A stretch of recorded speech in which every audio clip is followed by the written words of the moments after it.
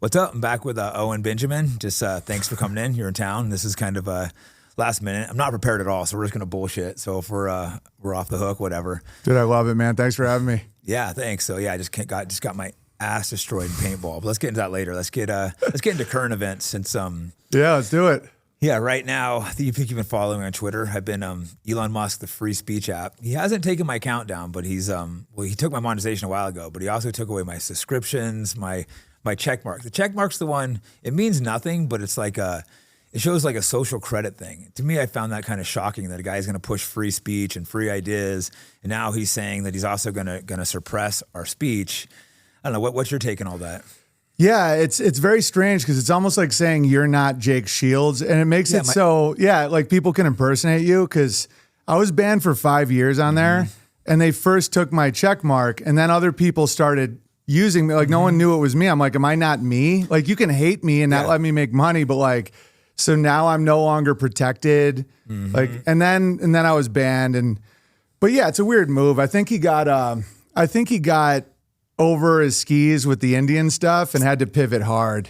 Yeah, it was interesting. And I went off him a little bit the Indian thing, but I wasn't that hard on it. I don't think that was the main thing. I basically just said, the H-1 visas, whatever, saying is it really good to America to bring over hundreds of thousands of Indians for high-paying jobs? I don't really think it is. I'm not anti-Indian like some people, but I don't want to bring hundreds of thousands of Indians and give our best jobs when the country's already struggling. I think it would make sense to give it to Americans. Yeah, no, 100%. And I do both sides. Like I'll hit that side and then I'll tell white people to have more kids and stop complaining so much. Like I'm like you, man. I'm like I hit everybody and I see where the cracks are, and then that's it. Like I'll make fun of the Indians, then I'll make fun of the white dudes and the British guys and the Pakistan. I'm like, that's my job. Yeah, I've been attacked lately from the white nationalists because I'm willing to talk to anyone, and I platformed I think like David Duke and that guy Patriot Front.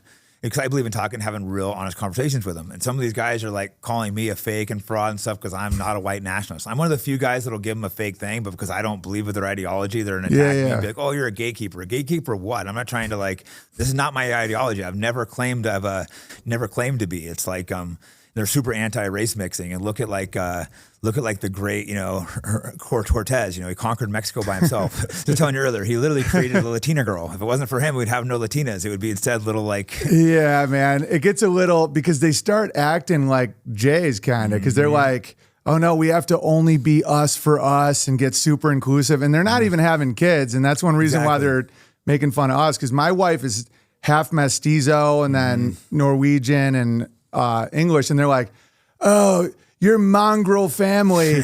And I'm just like, dude, you guys are lame. It doesn't even offend me. I'm just like, you guys are just weak because they're projecting. They're like, they always have to attack to have an identity. And I'm like, bro, I was nice. It's like you. I'm like, I was nice to you. I was nice to the kid. I'm actually giving you a chance. Yeah, and then they bite you back. It's like feeding a dog and then it bites you. I'm like, all right, dude, I'm not feeding you anymore. It's like, all right, Jew. Yeah, no, exactly. Right. They make it like, do you really want to be platforming these people when they're just going to attack me because they say, oh, I'm not against race mixing, and they're like, oh, you're such a traitor. And I understand their perspective. If you want to have all white kids or all Chinese kids or all black kids, I know a lot of minorities that are super have kids. I have girls that have been, he's white, you can't date him and stuff before. So I understand the perspective. It's not that I'm angry at them. It's just because I personally don't believe it, and it's like they get all mad about it, and that's the whole thing, dude. It's like, you do it. Go find yourself a perfect Aryan porcelain doll. You guys get yourself the whole deal, but you're not going to yell at me and disrespect me because I don't agree. That's. I mean, they can, but it's just weak. I'm like, yeah, no one's stopping you guys from doing this, because a lot of people have that in-group thing, whether it's Catholic, Irish Catholic versus the English versus. The Bavarians versus the Prussians. I mean, there really hasn't been a white until relatively recently. I mean, Germany didn't exist until 1870. It's like, they're constructs, and I get people want their way of life, and I encourage that. I'm like, maintain your culture, maintain your way of life, but freaking out on other people. And I'm a goat farmer, so I'm like a eugenicist in a different way. I'm like, oh yeah, you get a little Asian, and then you get some white, and then you throw a little, Yeah, no, I think exactly. You try to and like I said, I understand the wanting to preserve their culture, so it's not they're totally wrong. But I'm trying to tell you some of these guys, a good example is one of my friends, Afghan. He actually, I think, lives up by you. I need to go visit him. But he gets along great with all the white guys because he's like it's more of a how he behaves. Exactly. That's what I was like talking about, like Thomas Russo and stuff, Patriot Front. I'm like, well, what about these like super base Mexicans, black guys? You know, what about them? Wouldn't it be smarter to try to push the culture the way we want it than isolate it by race? And I don't think we should be bringing in millions of people for other races, but realistically, these guys think people that are here, they're not leaving. You know. Including the illegals. Donald's not deporting anyone. No, Donald is not. Instead, he's bringing in millions of more people, just legally instead of illegally. Well, that's what spiraled to white guys with me, was I was like, this is why I homestead. So if you want to lower the demand for migrants, we grow our food, and that's what I do. I don't hire any, because I'm like, your food will go up 3x if you don't have Jose in the field. Yeah. And I'm like, and I live it. I actually grow my food. And totally about the culture too. Like one of my best friends in Idaho is a black dude, and he's more into like the mustache guy than me, It's like super smart, great dad, legend. And I used to do a bit years ago about like black dudes with more than one pit bull scare me, but a black guy with a cell phone on his belt I trust. And I would go through like each group and how you have like teardrop tattoo Mexicans versus like, you know what I mean? Where it's like, and that's why I make fun of like bike theft and stuff like that. Cause I make fun of like negative behavior, not just, something that no one can change. Yeah, stereotypical. Speaking of bike theft, we almost had Bryson Gray, who's a friend. Well, have you ever met him? You guys had an internet beef. We had Twitter beef. But I love the dude. It's pretty funny. We're unfortunately missing by a day. I'm like, oh, you guys both said yeah to hang out together because you got a Twitter beef because he's hilarious. Unfortunately, it didn't happen maybe in the future because basically you think he stole your bike. So did he steal your bike or? I mean, the case is open. It was 1991, May 24th, 1991. I was Paperboy of the Year, bought my own bike. It was a blue dyno. Got taken off my porch. And then when I saw Bryson Gray years later, I was like, it's just, he looked like the guy in my head that stole it. And so, I've been blaming the blacks for a long time for stealing my bike. And, I'm black. So. Yeah, I've been asking reparations. I want them to, do a unified type offer to me. And this is the funniest story, though. So I'm on Twitter and I'm just, me, I'm just like, start talking trash to him about stealing my bike. I'm like, give me back the bike, Bryson. And he's like, and now we're going back and forth. And it's a fine thing. Like nothing went crazy at that point. And then he starts going nuts like 2 days later. Like he's going crazy on me. And I'm like, what the hell's wrong with this guy? So I did a stream where I was wearing a t-shirt. One of my black listeners made me a shirt with the blue dyno and it said May 24th, 1991, never forget, which is my birthday, right? And Bryson goes off on me after doing that stream. And I'm like, what the hell's wrong with this guy? And so we do a Twitter, what are those things called? An open space? Yeah. And I'd never done one. And so we're like fighting. And he's like, dude, and you made that shirt just to mess with me? And I'm like, I didn't make the shirt. That's the day my bike was stolen. And he goes, bro, that's the day I was born. And I'm like, wait, you guys have the same birthday? Same birthday. And the same day. Oh, 1991 was the year and day he was born. And so he thought I made the shirt.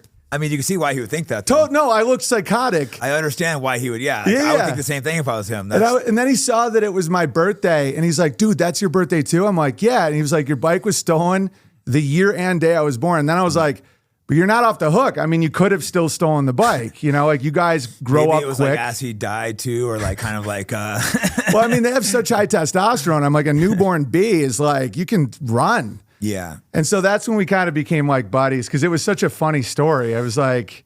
Because, I'm doing it as a bit. I mean, the bike thief thing is, I just find it funny when like blacks will be like, you put me in chains. And I'm like, well, then you stole my bike. Yeah, like exactly. that's the back and forth. Just teasing, talking crap. Exactly. And like, I got my bike stolen too when I was young and it sucks. It really does suck. Yeah, it sucks, right? Because some of us aren't rich and don't get a new bike. Yeah. And then like 50 Cent had the same line. I won't drop the hard end because I know we're on various platforms.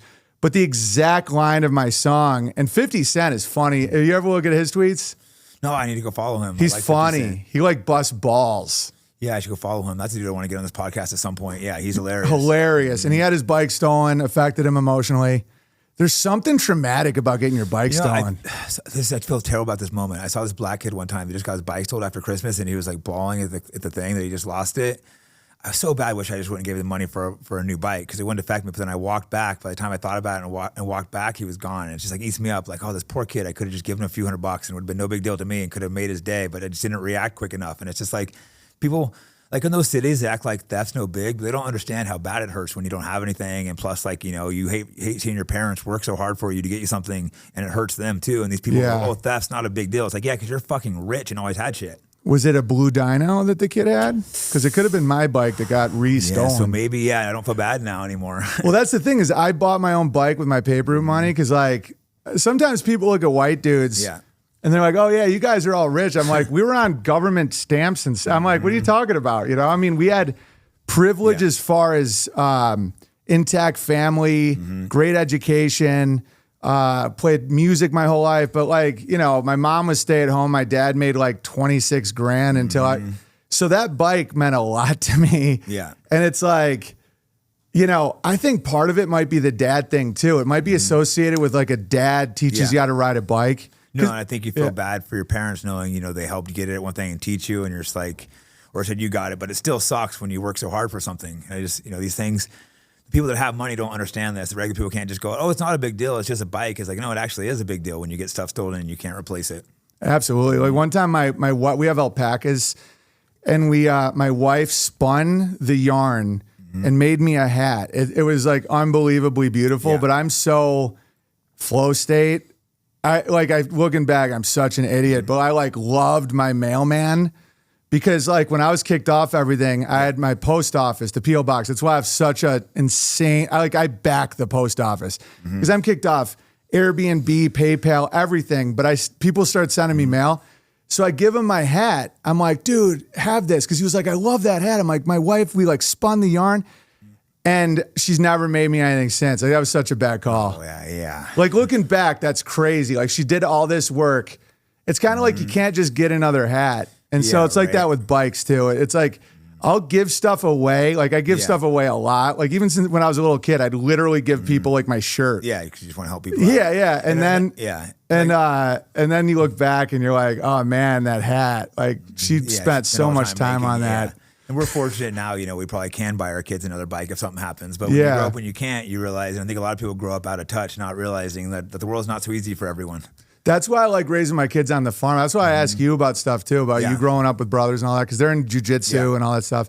I think that's great. Get your kids being as physical as possible. And chores, like let them have pain, you know? Because like, I'm not a rich dude, but I am to a point where I can just, hey, we'll get you another bike. Like I am that guy now. Yeah, exactly. And so I want them to have that edge though. No, you have to grow up. You got to have the edge. I agree, you know, especially for men. You know, probably women too, but especially for men. You got to learn life's not always easy. You got to work for things and have chores. You don't want to overspoil your kid, which it gets tough as a parent because you want like, oh, I'll give them all things you didn't have, but it's also like you got to make them tough. It's finding that fine line. Yeah, especially like I get to relive my childhood a little bit because they're really into like spy gear right now, and I'm like, guys, I got a periscope. Like, and I'm like a kid again. Yeah. How much land do you have up in Idaho? I got 10 acres on my spot. Then we got 10 acres north where we have like, you know, bear meetups and stuff. I need to go up there when it gets a little warmer. Dude, anytime. What city are you in? Sandpoint. I have other friends been trying to get me up there. Like I said, the Afghan guy I was telling you about. And he's, you know, some of these minorities get like, oh, white people don't like me. This guy just goes there and makes friends with everyone. It just shows it's a mindset. Like, mindset, 100%. All these freaking white friends that might even be racist, but they love this guy. They're just like, that's how you get rid of racism. They're like, oh, this guy is awesome. This Muslim's not so bad after all. 100%.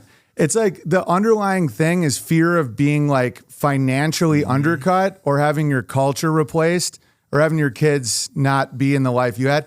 But if someone works hard, no victim consciousness, they're not trying to change your life. You don't. I got a funny story. So I used to do tree work in Georgia. Yeah. My brother's an arborist. Like he goes up the trees and cuts them all down and everything. And we're deep in the hillbilly Georgia. And I'm from northern New York, like not the city, but New York. And they hate New York. But, you know, I was a hard worker and I'd be like bonding with these hillbillies and they'd be like, and then one day, one guy goes, New York's more like the East. And I'm like, what do you mean? He's like, it ain't the North. New York, like where you're from like the East. And I'm like, whatever you got to tell yourself, man.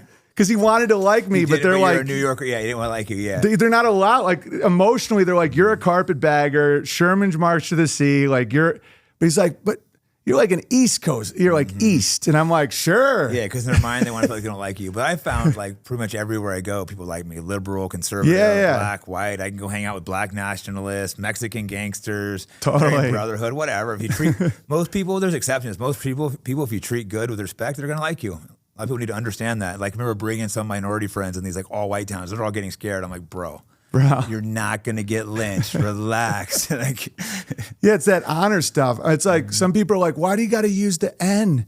I'm like, I learned that in black rooms. Like, they'd look at me like, if you show fear, we're going to eat you. I would be making fun of like gang dudes with like diamond earrings. I call them princesses and stuff. And that's how we'd like be tight. And then after, I'd be hanging with 5%ers about how whites are invented on an island where smoking blast. It was like a blast.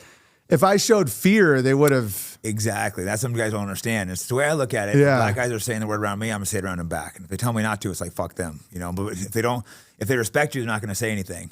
But I was telling you earlier, like I said, I had a friend that said, oh, I don't use that word. Oh, I won't use the word around you. Totally. Because he said it respectfully. Exactly. But like, guys are dropping around me and they try to tell me not to say it. It's like, no, bro, I'm not playing your power games. Like, we're equals. Yeah, and it's also different, like calling a dude that or just saying the word.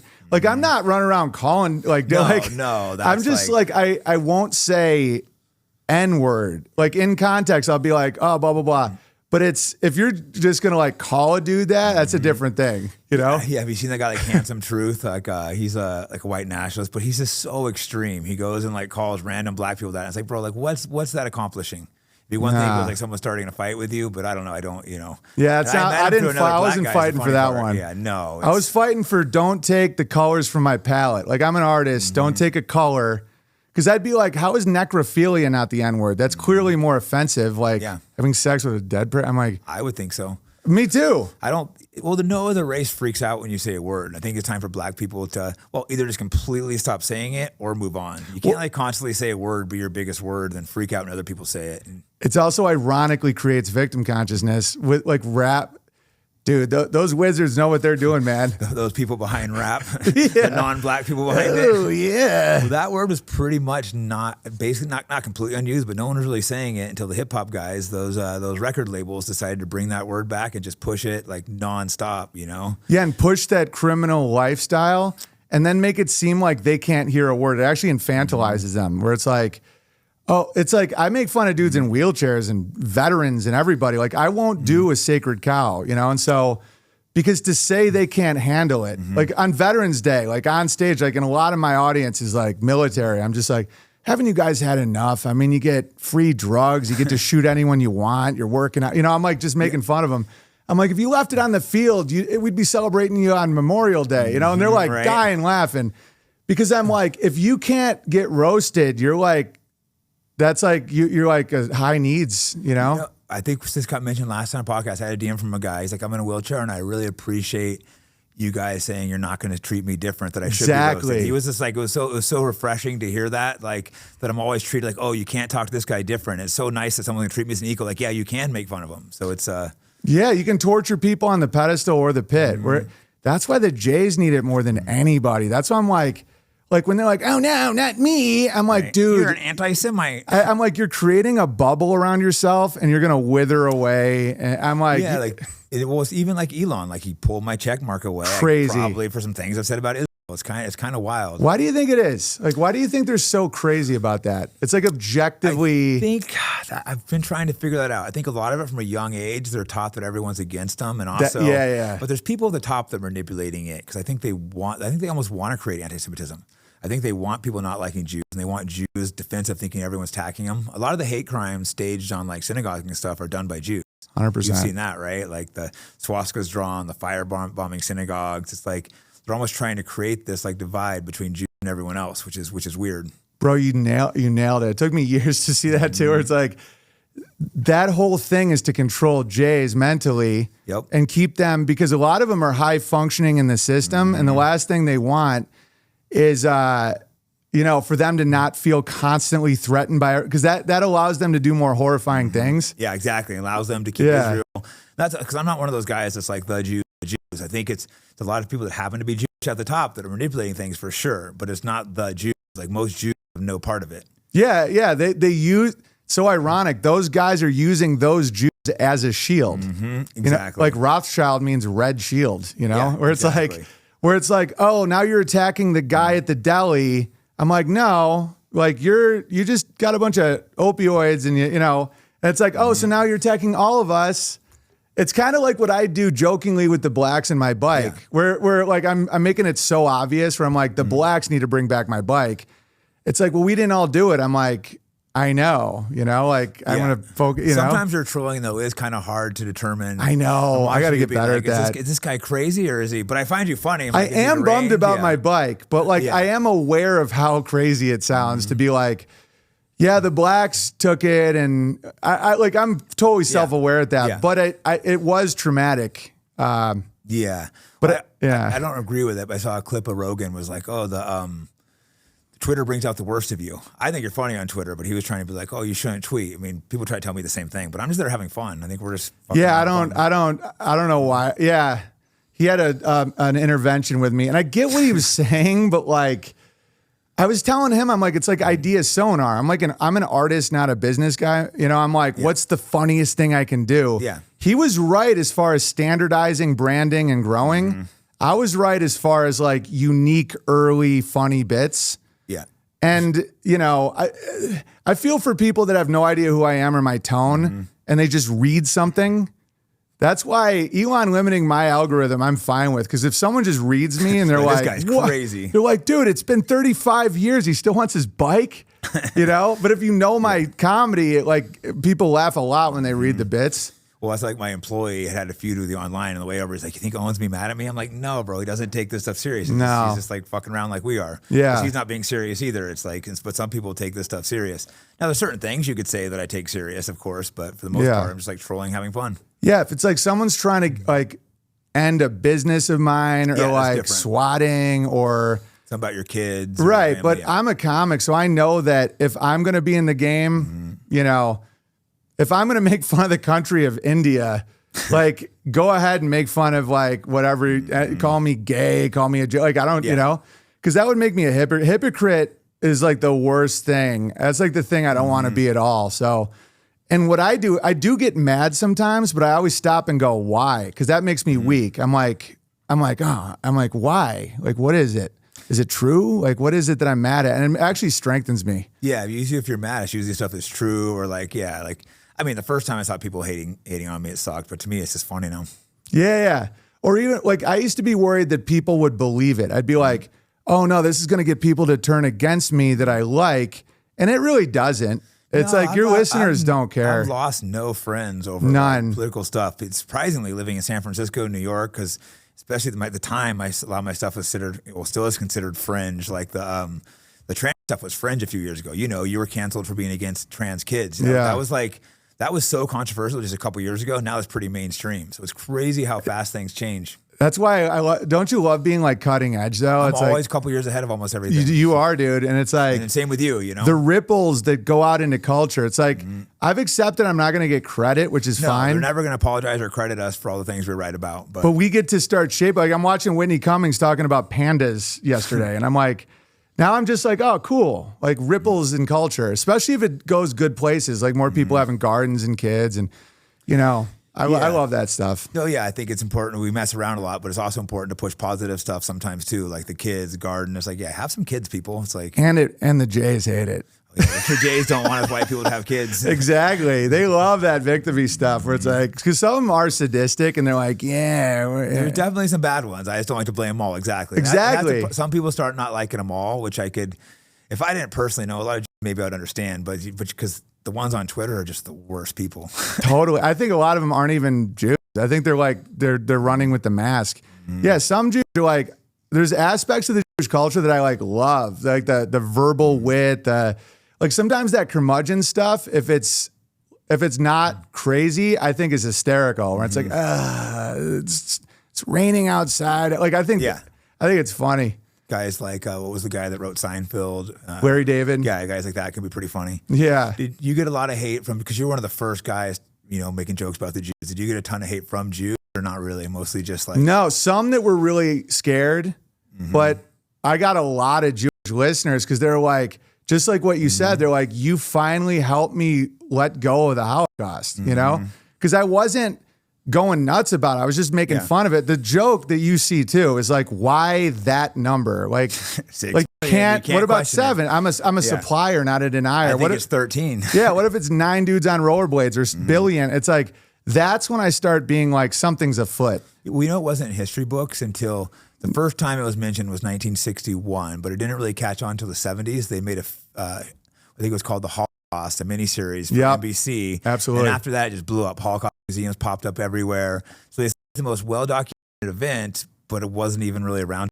My encyclopedia, I show people that it's not in my encyclopedia. Yeah. In Palestine, there's like 30 pages in it. Right. People get mad when you say that. And it's like, I'm not even denying anything. I'm just saying, I had a tweet about the other day and people were just freaking out. God, didn't it get community noted with millions of views? But it's like, this isn't true, you idiot. It's like, you literally can just look up what I'm saying. It is true. And the deep irony is the ones getting that were persecuted are more the ones that are being used as a shield, you know? And it wasn't, those numbers are just nuts. I mean, I don't know. It's up to people. I mean, I'm not a denier. I think it was definitely 6 to 12 million. But for the record, I don't want my Wikipedia to be like, Holocaust denier. And just knowing legal loopholes, I wonder if it's like, oh, they had 10 souls or something. You know, like I wonder if there's like an argument. Maybe they had like 100 souls or 1,000 souls. Yeah, maybe it's like the number of shoes versus. Yeah, either way. Yeah, that's their hard proof. Look at the shoes. The piles of shit. Because I wanted to open up a house franchise like McDonald's, and I looked into it, and no one would give me one. Oh, damn, that sucks. I would go in on that. I would invest on that. Dude, think about the return. You get some shoes, some like nothing. You get some black and white photos, $100, crushing it. Yeah, it's it's funny. It shows how much things change. I did a debate on the Holocaust. Right, you guys debate it, and then the guy got arrested right after that was debating it because he's been in prison a couple times in Europe before for it. He did like 4 years. Whoa. No, that's crazy, right? But he's not even allowed to put a defense force because putting a defense in court is considered Holocaust denial. So you can't even put a defense to defend yourself in court. But it was interesting though. Just where I went to go with this is there was a news I saw and I thought it was bashing me, and it was just like, oh yeah, Jake Shields is concerned for the guy after the Holocaust debate. It doesn't even bash me for it. It just shows you how much things have changed in the last like year. It's changed, man. I don't even get hit pieces now, and I used to get them all the time. Daily Mail, it would be like, cult leader proclaims blah, blah, blah. And it was all nonsense. And now it's just, I think things are going well. I mean, there's still problems. I mean, I think the issue of scale is getting weird. Yeah. Like things aren't real like they used to be. I think the simulation is like how fake things feel because the bigger you scale, the more you have to take away reality until it's just like nonsense world, you know? Yeah, right. But yeah, speaking of reality and nonsense, what's your take on Alex Jones? Oh, man, he did the same thing. I mean, what, 6 years ago, I circled the wagons when he was first banned, and I was doing Crowder. I just got off a sitcom. Like, I still had my name intact, and people were like, oh, don't back Alex Jones. I'm like, doesn't matter what you think about him. He's getting deplatformed. He's an artist. He's a legend. Yeah. I'm like, so I'm publicly backing him.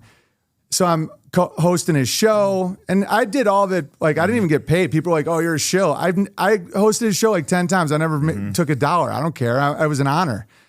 And then a caller calls in and is like, oh, and man, love your stuff. I'm like, cool. He's like, it's cool how you can criticize Israel and like Alex doesn't. And I'm like, oh, it's all good, man. Yeah. And then right after that, no more. And then he's like, Owen Benjamin's toxic, obsessed with the Jews.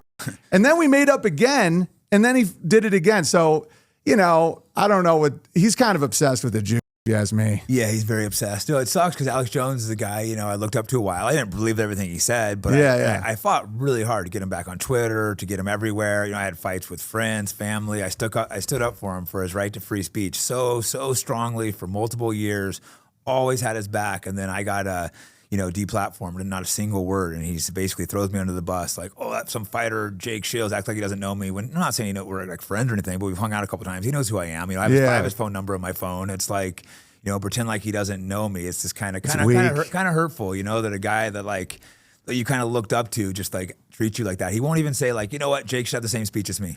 He can't just say those words. And even when he's questioned about it. So instead of saying, yes, Jake shouldn't be, deplatformed, he's just like, oh, this fighter guy.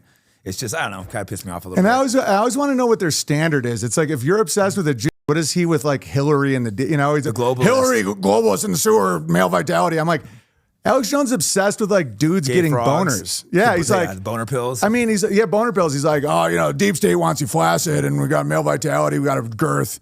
I'm like, that's fine. And he has a sense of humor. I did that bit to him, and we were riffing on it. Like, I love when people can riff on themselves, but it is lame. He always does that when someone could use some backing, and it's not even like you need him at all. Much. I just wanted him to be like, oh, Jake should have his, account, but he couldn't even give that. Instead, he pretends like he doesn't know me. Because it's fair. I think me and you both get pissed about hypocrisy and when things aren't honorable. Like for me, it's like the scales. He knows I fought for him, and he said he acts like he doesn't know me. I'm not saying we're like good friends or anything, but he knows who I am. Just act like, oh, I don't know this guy.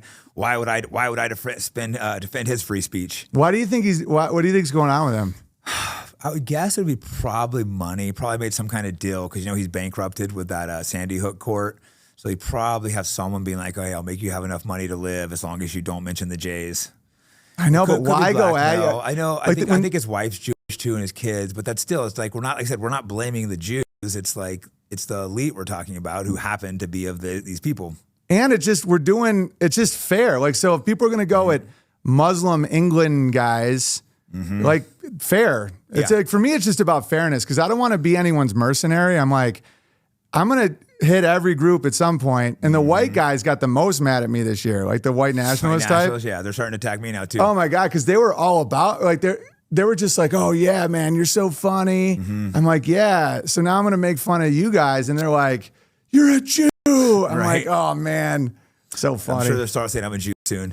No, that's the thing. I give these guys a fair chance, and instead of being appreciative, they attack me. Like I think I tweeted out like I would rather give a job to a Chinese American than an immigrant from Sweden, and they were just like so mad, like you race traitor. Blah. I'm like, why the Swedish isn't American? I've been very clear that I'm America first, not some foreign country. Yeah, there really is no white. Like the Swedish person's probably African too. Right. For me, it's about accent. If it's like, cause I bought my current place off a Japanese guy with like a Cajun accent. Yeah. And I felt America from, he's like, I was a country boy before, fought in Nam and like totally Japanese.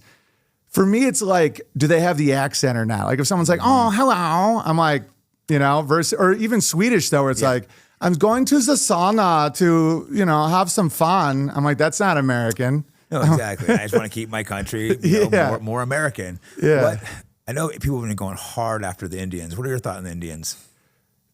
They need to be made fun of. They have this special boy complex. Some of them are great. I mean, I was friends with Kunal from Big Bang in Hollywood. I mean, him and his wife, great people. A lot of them are sweethearts, work hard. Like, I don't actually hate anybody. Yeah, I'm the same. But I'm like, they need to get checked because a lot of them have special boy moms that like, they just can't be made fun of. They go nuts.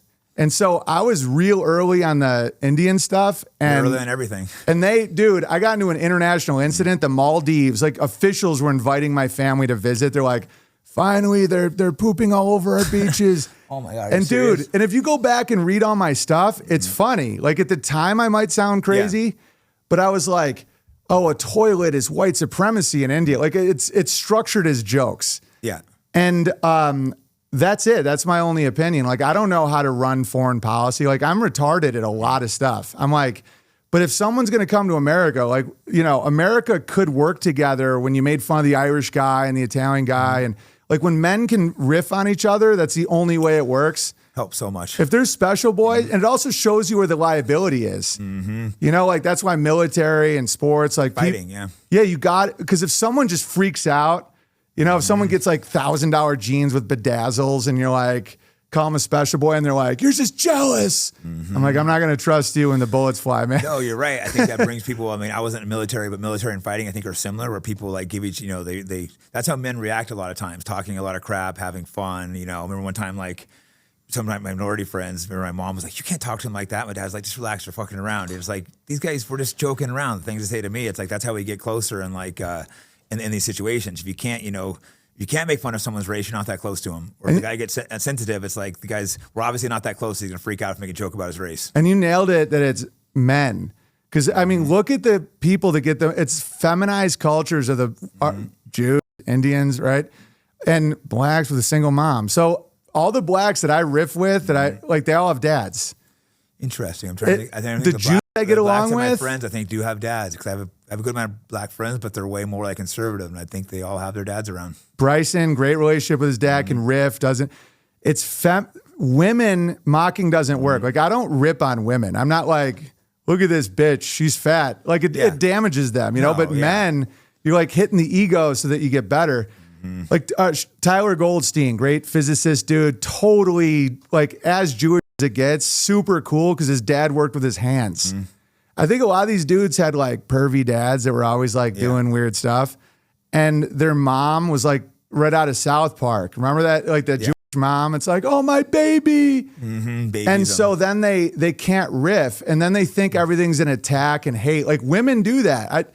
Women are like a communist hive. It's like the prettiest one has herpes, the fattest one, but men, it's like, oh, he's the toughest. Give him a medal. Yeah. And girls very rarely have big groups of friends. They can't hold the friends together. We can. I have so many friends. Don't talk to them a year, hit them up. They'll still do favors for me because we know the guys, and these are all the guys that I can riff with. Exactly. That's why like the feminine, like the Jewish culture is through the mom. That's why when people call me a Jew, I'm like, it's my dad's mom's dad. It has to be your mom or you're not, right? Yeah, so the mom, because I think they really think that people hop the fence over the years, Right. But it's like, and it's all through the mom, and so feminized cultures really feel like riffing, and then masculine cultures, they think riffing's great, because that's like what dudes do to bond and show, Every now and again, you'll get some dude that like isn't close to you and thinks they can jump in. It'll be like me and Sean Strickland talking shit. Some guy will try to chirp in. It's like, bro, we don't know you. You're about to get beat up. You have to realize you got to know the people too. Yeah, yeah. And you're about to get slapped. And you can't exude creepiness or envy or something. You can't just be like, I hope you die, or like, exactly. It has to be like a helpful mock. Like, that's why I do the bike thing. And then I'll make fun of whites for stealing copper on meth. I'm like...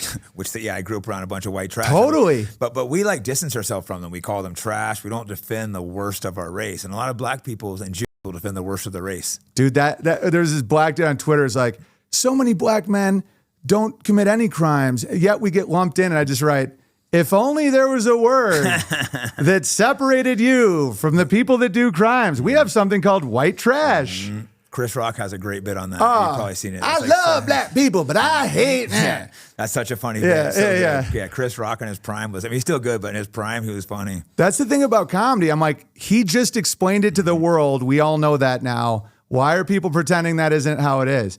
It's like if you say all of them are that is like a race. That's like the thing that I understand are people troubled by that, where it's like, oh, if you have melanated skin, you're a bad person. Like, that's not true. No. But if you act like an N, that's not good. You should distance. Same with the J's. It's like, that's why I broke them up into ward Jews, sodomy Jews, deli Jews. Yeah, I'm like, I'm like, you're deli Jews. Why are you backing them? And they're like, well, we have to back each other or else they turn us into soap. I'm like, they're not. I don't want any Jew soap. Right. I'm like, like my Pol Pot cartoon. I was like, why would you wash yourself with people you hate? They wouldn't, Pol Pot. Yeah, you're not getting it.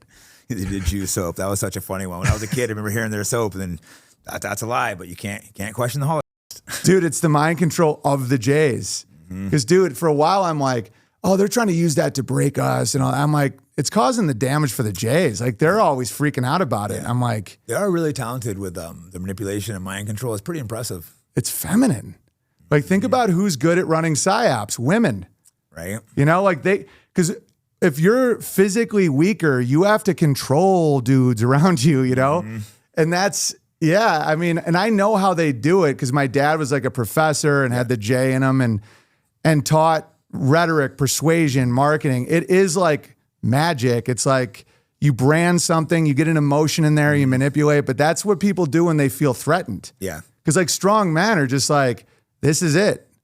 Like manipulators have to be like, oh, I got to get them to fight so they don't see me, and then I got to sell them the eggs, and I was like, Get the Christians fighting the Muslims, the blacks fighting the whites. Exactly. They come up with like buzzwords like Nazi, racist. Like I have no idea what a Nazi even means. People like Nazi, I'm like I don't even know what that means. I don't even know what right wing. I'm not German. Yeah, right. Left too. I'm always called right wing, but I'm not really. I think our healthcare system sucks, and maybe we should have free healthcare instead of paying for Israel wars and stuff like that. So I'm not really right wing, but I get called far right. But whatever, I just don't even care. Yeah, like National Socialist is an economic model that I'm pretty sure Kuwait and Norway does. Like Nazi was actually like a pejorative.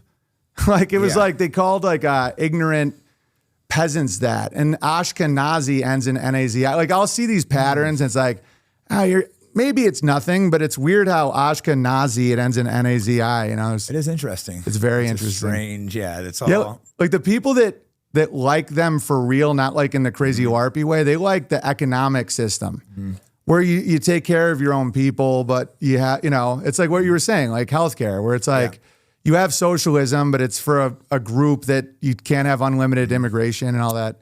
Yeah, because you can't have, like Bernie used to get it, but changed his positions. He used to be super, hey, we got to close our borders, this and that. Because you can't give your own country free stuff if you have people coming in. Yeah, so exactly. It's not like, and our healthcare is a joke here. A lot of it's the insurance companies overcharging. We have the most expensive by like 2 or 3 times, and I think we're like 42nd in the world, and then we pretend like this is okay. And if you mention like, hey, maybe we should change things, you're like, oh, you're a communist. And it's Totally. Like, okay, I don't think someone should go broke because their kid has cancer. Does that make me a communist? I don't think so. That's why I quit trying to change people. I'm like, we got to eat really nutritious, set up our own communities. That's why it's like I haven't trust Elon at all. That's why I made my own social media, but it's like super clean. It's for like families to start businesses because there's economy and trade where it's like, oh, I got an extra chicken coop. You want it? You know, like that saves people money immediately. Yeah, no, the best thing you could do is get these groups and organizations and help each other out. If Exactly. you have a bunch of people that are all helping each other out, it helps you so much. But I mean, you got to cut out the people that just take. But you can just find these organizations, put them together. And it's like, you know, it doesn't, like I said, it had the Thomas Russo Patriot Fund. It was a white only group, but they were actually doing stuff to help each other. I don't agree with that part, but he was doing all these work programs, all this. And he's like banned from Twitter and Rumble. Like I was surprised when I talked to this guy, like, oh, all the good stuff he's doing. Yeah, and he has a right to do that. Like I wouldn't, but at least he's productive. That's probably why he's the most banned. I had someone that's what I thought exactly. That's tight with high people at YouTube, and this is just a theory, but he was like, "You're too inspiring." It's like, you know, they want that, you know. So if you make fun of a lot of the spells and because they want people dependent, they want people to be like scared, independent. But if you start getting your own networks, I mean, how do you control people like that? Yeah, they want you scared to lose your money, which that's why they, you know, banned my income on Twitter. But thankfully, I make money other ways, and the people I work with are loyal. You get all these groups calling them. You'll get like 20 or 50 J's, but it's not. Anyone smart knows it's not real. It's like these groups. They have these organizations like the ADL, the Stop Anti-Semitism. They're not real, but they have numbers, so they'll make people think a lot of people are against you, but they're not. They just try to keep people scared, intimidated. But, you know, fortunately, I'm in a situation where I can make money without being a regular job. But a lot of people can't, so it's pretty scary. And you kept your cool, which will get you more cred. It's the Streisand effect. That's why they like lay off people. Because it's like, I went back to doing tree work with my brother after making 20 grand a night doing comedy. I was like, and to show that I like money, like I like making money, but I wouldn't cuck to it. I wouldn't give up like my craft for it. Yeah. But I got a little, you know, I was getting a little like, you being chill, it's only going to backfire because I gained like 20,000 followers. And trust. Like people are like, oh, he's not just going to buckle at any, because those are the weakest dudes where you take away any ability to make money and they're like, yeah, I'll find new ways, you know. Yeah, I'll make like 10K a month on Twitter, but whatever, I'll survive. It's like, yeah, the money was nice, but I'm not going to sell my dignity for money. Yeah, and it ends up being, because you get more value. And then that ends up going places you can't even imagine. In the long run, I'll probably make a lot more money because we're having integrity. You could sell yourself short, but typically in the long run, I make a lot of money because I keep relationships with people. I don't burn them. Exactly. I have a good reputation. That's why I'm able to do a lot of work in the fight business because I've been in the business over 20 years and have a good reputation. I know everyone. Everyone knows I'm going to keep my word. I can put deals together because I have a good reputation. Yeah. And that trust. I mean, when I got banned from everything, people started just sending me money in the mail. They're like, I remember this one letter note. It just said, just keep going. Where people are like, dude, we got your back, man. Just keep going. And then we rebuilt, you know, unauthorized.tv, our own streaming, Vegetarianism Times, our own social media, our own festival, our own, you know, I was done. It's almost like when you have that friend or family member where you're like, they're not going to change. I'm going to build. And I'm like, I can't convince these people. And now it's like, I'm the most stable I've ever been because I like own the servers and stuff. You're not relying on anyone else. That's what you have to do. You got to build your own thing, you know, and like with anything in life, you build networks. Like most of the money comes from the fight industry, but I built people I trust that are loyal to me, including Jews is the funny part. So I work with their Jews and they get these messages, he's an anti-Semite, and they're just like, go fuck yourself. I don't care if he wants to gas. He treats me great. They're like, the gas chamber is my irritable bowel syndrome. That's why people say hate Jews. Like, I'm not going to hate Jews. Like some of the messages these guys have shown me are just hilarious. They send back, just going off on these guys, you know, like it's. Dude, it can be real loyal when you get them on your side too. That's why I think that some of these institutions are so protective of their Jews because once you get the juice, they're like, I'll do all the paperwork for Jake Shields. He's the man. Yeah, it can be both. There can be backsnapping, conniving ones, but like I said, there are ones that are super loyal, and that's why you get some of these guys that are like, oh, they're all bad. It's like, no, you're just an idiot. You need to like learn to like read people and realize there's no group of people that are all bad. Exactly. You just got to be a Jew whisperer, where it's like emotions matter a lot to them. You know, it's like, Jew whisperer. Yeah, dude, it's like you just Jew whisper them, and they really like making you proud. It's just stuff I wouldn't have thought of intuitively. Yeah. If you're like, Ira, you're doing great. It's like, oh, really? And then just know that they're insecure, but they work really hard. It's like Irish, you know, they're going to get hammered. They're going to fight with their chick. You know, it's like get drunk, too drunk. Yeah, too drunk. It's like every group you get, you know, the Chinese get very utilitarian. Like they may, you know, sell your pinky, you know, it's like everybody has their strengths. No, I agree. And that's actually one thing, it's kind of a little off topic. I don't know why it's popped in my head, but like, I noticed that this is actually a good point that I don't think they make this point, but a lot of these other groups, they work together so well. Cause I've had like big groups of Chinese friends, good groups of Afghan friends, Mexican friends. Mexico's not as much, but these other groups, they always help the Chinese person out first, the Afghan person out first. So that the Jew helps the Jew out first, the Indian out first. So that actually is an interesting, openly they do it too. They're like, oh yeah. And in-group preference is huge. I do that with the Bears. I'm like, you keep resources, energy in the circuit. It just keeps magnifying.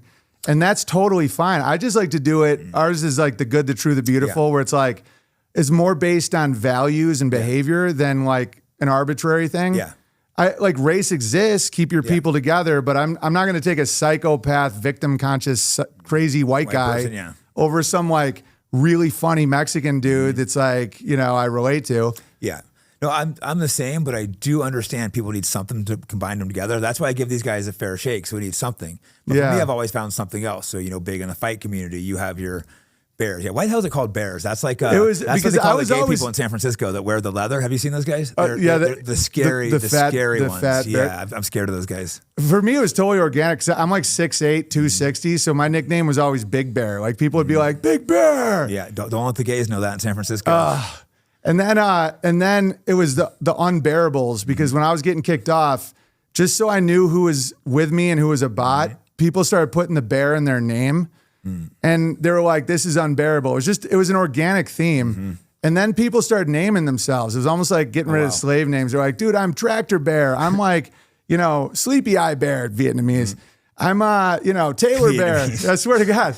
And so then it had this cool effect where it was like people were naming themselves, and then you could talk freely online without your name.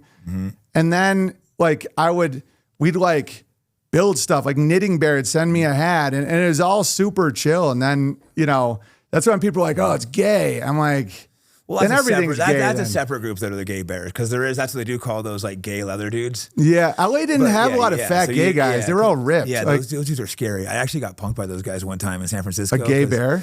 Like 4 of them, because there's this Folsom Street Fair. It's this leather festival. It's disgusting. They're all up there, and I'm walking by with a friend, and these 4 guys walk by, and they're just like, nice ass, cutie, and I'm like, do I say anything? Or look at my friend and we're like, nah, it's a lose-lose situation. If we beat these guys up, we did a hate crime. Right. If we get beat up by 4 guys, we might get raped after. So I guess we might get AIDS. And they're like, oh, yeah, we definitely get AIDS. But they're all like jacked on steroids, the Bears. Obviously, your Bear's not that, but that's why I was teasing you, because that's what they call those guys, the Bears. Dude, LA, all the gays are like, I think San Fran has some dirty gays up there. Yeah, there's a certain area in San Francisco where they hang out. The leather ones, those dudes scare me. The little like fruity ones, they're just the Twinkies. They don't really scare me. They're just like different. Yeah, I just don't want to watch them if they start like hooking up. It's like, bro, just don't do that in public. Dude, I'm glad I've never been exposed to the leather bear gays. Dude, they are terrifying. They freak me out. They have like, they're the scariest dudes. You see them, you're like, oh, get away from them. That'd be a funny sketch, like telling Putin that bears are gay. You know, it's like, don't you know about the gays? It's bears? like Russia, the bear, the great bear is awakened. Khabib wrestles like a bear. That's hilarious. See the little videos with Khabib wrestling bears. Like, people think you're exaggerating. Like, he's wrestling bears. Like, no, he was a kid wrestling a bear. That's insane, man. Yeah, that guy's a interesting dude. I used to spar him. Cool dude, but that culture is just honor. Yeah, they're intense. They're like loyal. They're the kind of guys, if you're at war, you want by your side, because you know they're going to stay by you and die by you. And like, you know, even though like obviously if I was Muslim, it would be better, but I had a good relationship with Khabib. Not, I wasn't Muslim just because I would spar with him. So he had a ton of respect for me. So you see these guys like, oh, these guys are all about respect. Yeah. I get along with like honor Muslims super good. Those guys are the best. You know, the hypocrite ones can be like the worst because their claim is so big that if they're really the opposite, it's crazy. Like, because Christian claim isn't as big. It's more like a lot of forgiveness, you know, but like the Muslim claim is like bang. And so the ones that are on it are some of the most, and when I got goats, I bonded with the Muslims because then they were calling me a goat ever. You go fucker. Oh yeah, totally. And then I'm like, and I used to say that about Muslims and I'm like, hey, I'm sorry guys. And then we all start to fuck my goat too. I know. I'm like, I get it. Now I have a wife. I get why you don't want the Jays taking pictures at the beach. I'm like, you guys are making a lot more sense now. And then their financial system's phenomenal. Yeah, I've typically gotten along with Muslims. That's why people want me to hate on Muslims. It's like the funny thing is people are like, oh, they'll hate you in these countries. I've been to these countries. Me too. Hospitality is so over the awesome. top. Like I remember I was there at Christmas. They brought me a Christmas cake, and they don't celebrate Christmas, but they're just way out of their way to like over the top hospitality and treat you good, invite you into their homes to have tea. So it's like, yeah, of course there's terrible Muslims out there, but as a whole, I've been treated good by them. And the main thing is public-private, where it's like they keep their public clean. And so a lot of the stuff people hear where it's like, oh, they ban this, they ban that. I'm like, in public, home, they'll bring you a Christmas card. Like they're honorable people. And they did a good job keeping a lot of gay stuff out of the public, you know? Yeah, it's interesting. I think it was Andrew Tate I heard. It's like, yeah, people know about gay people in public. They just make it, or in these countries, they just make it illegal because they don't look at pride parades. So like people know people are gay. They're not like out trying to arrest the gays. They just want them to keep it in the wraps. It's about damage to kids. It's like, if you don't want that for your kids, you don't have to see it. So you could have a giant private property and make booze and whatever. The whole thing is like, don't damage the innocent. And I like that about Islam. No, and I hate it when you see these pride parades and people are bringing their kids. It's horrible. Just like, come on. And like damage. Trans kids. I mean, I think that was what you were canceled for, right? Yeah, because you can't go. That's what I used to be like, much more hedonistic, like anything goes. But it was like, I believed it. I wasn't a shill. I'm like, no, same with me. So. Who is that? Like, I grew up with a lot of hypocritical Catholics. So I'm like, these people are the opposite. I'm like, no one can tell anyone who to love and all that. When it went to kids, I'm like, bang. It was like I woke up from a bad dream. And then when I had a child, abortion was totally different for me. That's when you realize it's not just a clump of cells. Especially when they're like 30 week, 35. I'm like, dude, that thing's listening to you, man. It's like, and then I started trying to logically figure out when does life begin? And you got to just keep, it's like. Yeah, that's a tough one for me because I think it does. I think it is in conception. Me too. But I think the same thing. This is one issue that I know I'm on the wrong side of it because I feel like I'm probably pro-choice because I don't want all these people having kids that are going to cause problems, but I know I'm morally wrong. So when they act like the pro-lifers are the bad guys, it's like these are clearly the people in the moral right here. It's like, it's just hard for me to justify. Yeah, and I don't want to traumatize women that have had abortions because a lot of them are like really scared, and sometimes they go nuts when they won't address because they know it's like really hard for a lot of them. So I'm not one of those guys that's like, you killed your at all. Like I might have, if thank God I never had to go down that road, but at 25, I have a hard time, but I didn't know what life was in the belly. So it's like, I mean, logically it's conception, but I don't like to enforce on, that's the funniest thing about dudes like us is like, people make it out like we're these like real forceful guys. And I don't like forcing anything on people. No. I'm just a logical dude. And I'm like, what is it when they get toes? Is it, you know, and it has to be when you have a unique genetic thing. Yeah. I had a kid super young and it was like, thankfully it's like, I thought I was like pro-abortion, but she's pregnant. Even though I wasn't dating her, I just felt like I couldn't kill my kid. It's like, beautiful. I could feel my kid in there, and I'm just like, oh, there's life in here. I can't kill it. I think I would have been the same. I just want to give people the benefit of the doubt. Yeah. So could you imagine? No one's always like, wish I had your kid. I couldn't imagine if I killed my daughter. It's insane. And some people don't know what they lost. You know, it's like they still are like, oh, the parasite in my belly. It's like, dude, the greatest thing in the world is being a dad. Like it's like the closest thing I've ever seen. That's when I was like, God's real. You know, before that, I always associated God with like religion and stuff like that. And I was like, oh no, that's beautiful beyond comprehension. And now I don't know, it changed me a lot. Yeah, you don't understand like how much you could love something. Exactly. And I start loving myself more because I'm treating the kids really good. I'm like, oh, we need organic food and we're going to homeschool. And I'm like, Meanwhile, I'm treating myself like shit. And I'm like, you're like, oh, maybe I should drink less as I'm drinking a beer. But well, for me, like my alcohol policy was like, if we make it ourselves. So like some of my buddies in North Idaho will be like they'll make cider. I just try and stay away from like J ingredients. Yeah, right. Like, look at this food. It's like the poison they put in it. Because I mean, look how many Americans are sick. You know, there's like, I don't know the percentage wise, but it's an insane amount. That's when COVID came, people were dying. But then there's like, oh, 4 comorbidities. It's like, these aren't healthy people. Dude, in the airport, I was like, man, things have gone south. There's some people that look unhealthy. Yeah, no one wants to talk about it. They say you're like fat phobic, but this is clearly an issue that we don't want to address. It's like, dude, we need to get people healthy. It's food scale. It's now not even food. It's like glyphosate, all these things are terrible, but unless you want 100 million more Mexicans or you grow your own food, that's the deal. You know, weeds go nuts, and they're so like I pull the weeds in my own pasture for my own cows, for my own cheese. And it's brutally like, but it feels there's nothing better. There's nothing it's better amazing. Than growing your own food, but it's hard to do for most people, you know. Because I was like, when I was a kid, my parents grew some of their own food and animals didn't eat meat, but just having that and the fresh eggs, it's so much better. The taste, that you feel so much better, but realistically, it's hard for most people to do that. Yeah, and vegetarianism is, I think, can be very healthy. It was veganism that I always thought was crazy. Yeah, you have to be careful because there definitely are unhealthy vegetarians. You have to balance your diet out. And I eat eggs, so I think eggs help eggs, a lot. Cheese, milk, cream. I don't like killing animals. I mean, I can slaughter chickens. You've done it yourself, right? That's why. Because you've seen what it actually is. You're and I don't want to kill. I mean, I'm cool with people doing it, but it's like, and if you're going to do it local, small, like they, you know, give them a great life. They don't know all that. That's so much better, yeah. But I name my goats. I'm like, they're like my pets now. Not pets, but I'm not killing any of them. No, you realize what a life actually is. And a lot of these factory farms, it's illegal to even record them. Oh, that stuff is isolated. Nuts. It's absolutely sick and disgusting and demonic. And you're putting this demonic stuff into your body, that's got to flow into you. I mean, that might be part of the illness. At least you're eating your meat that you raise yourself. That's a huge difference. Like, I think anyone that can afford it should be buying meat that's raised organically and eggs and absolutely. cheese. No, it's like you taste the fear. I think the Muslims are right about the pigs. I think you can get like healthy pork, but I think if it's not, it's like really bad because they feed it, because they have like human skin and human hearts, and they're like sensitive animals, and they feed them garbage. They slaughter them with all this fear. They keep them in these cages they can't move out of. Dude, it's so sad. It's one of those things that people don't want to look at and they want to pretend like it's not happening because it's just so sick and disgusting. You can't really defend it. And for pork, you know, if the Jews and Muslims can agree on that, then we probably shouldn't eat pork. That's like the only thing they agree on. I know. And then it's crazy that monkeys are farther from us than pigs. Really? Yeah, we can't take a monkey heart or monkey skin. Like we can graft pig skin and pig hearts. And sometimes I look at pigs and I'm like, are those like what happened to people that told a lot of lies or something? Damn.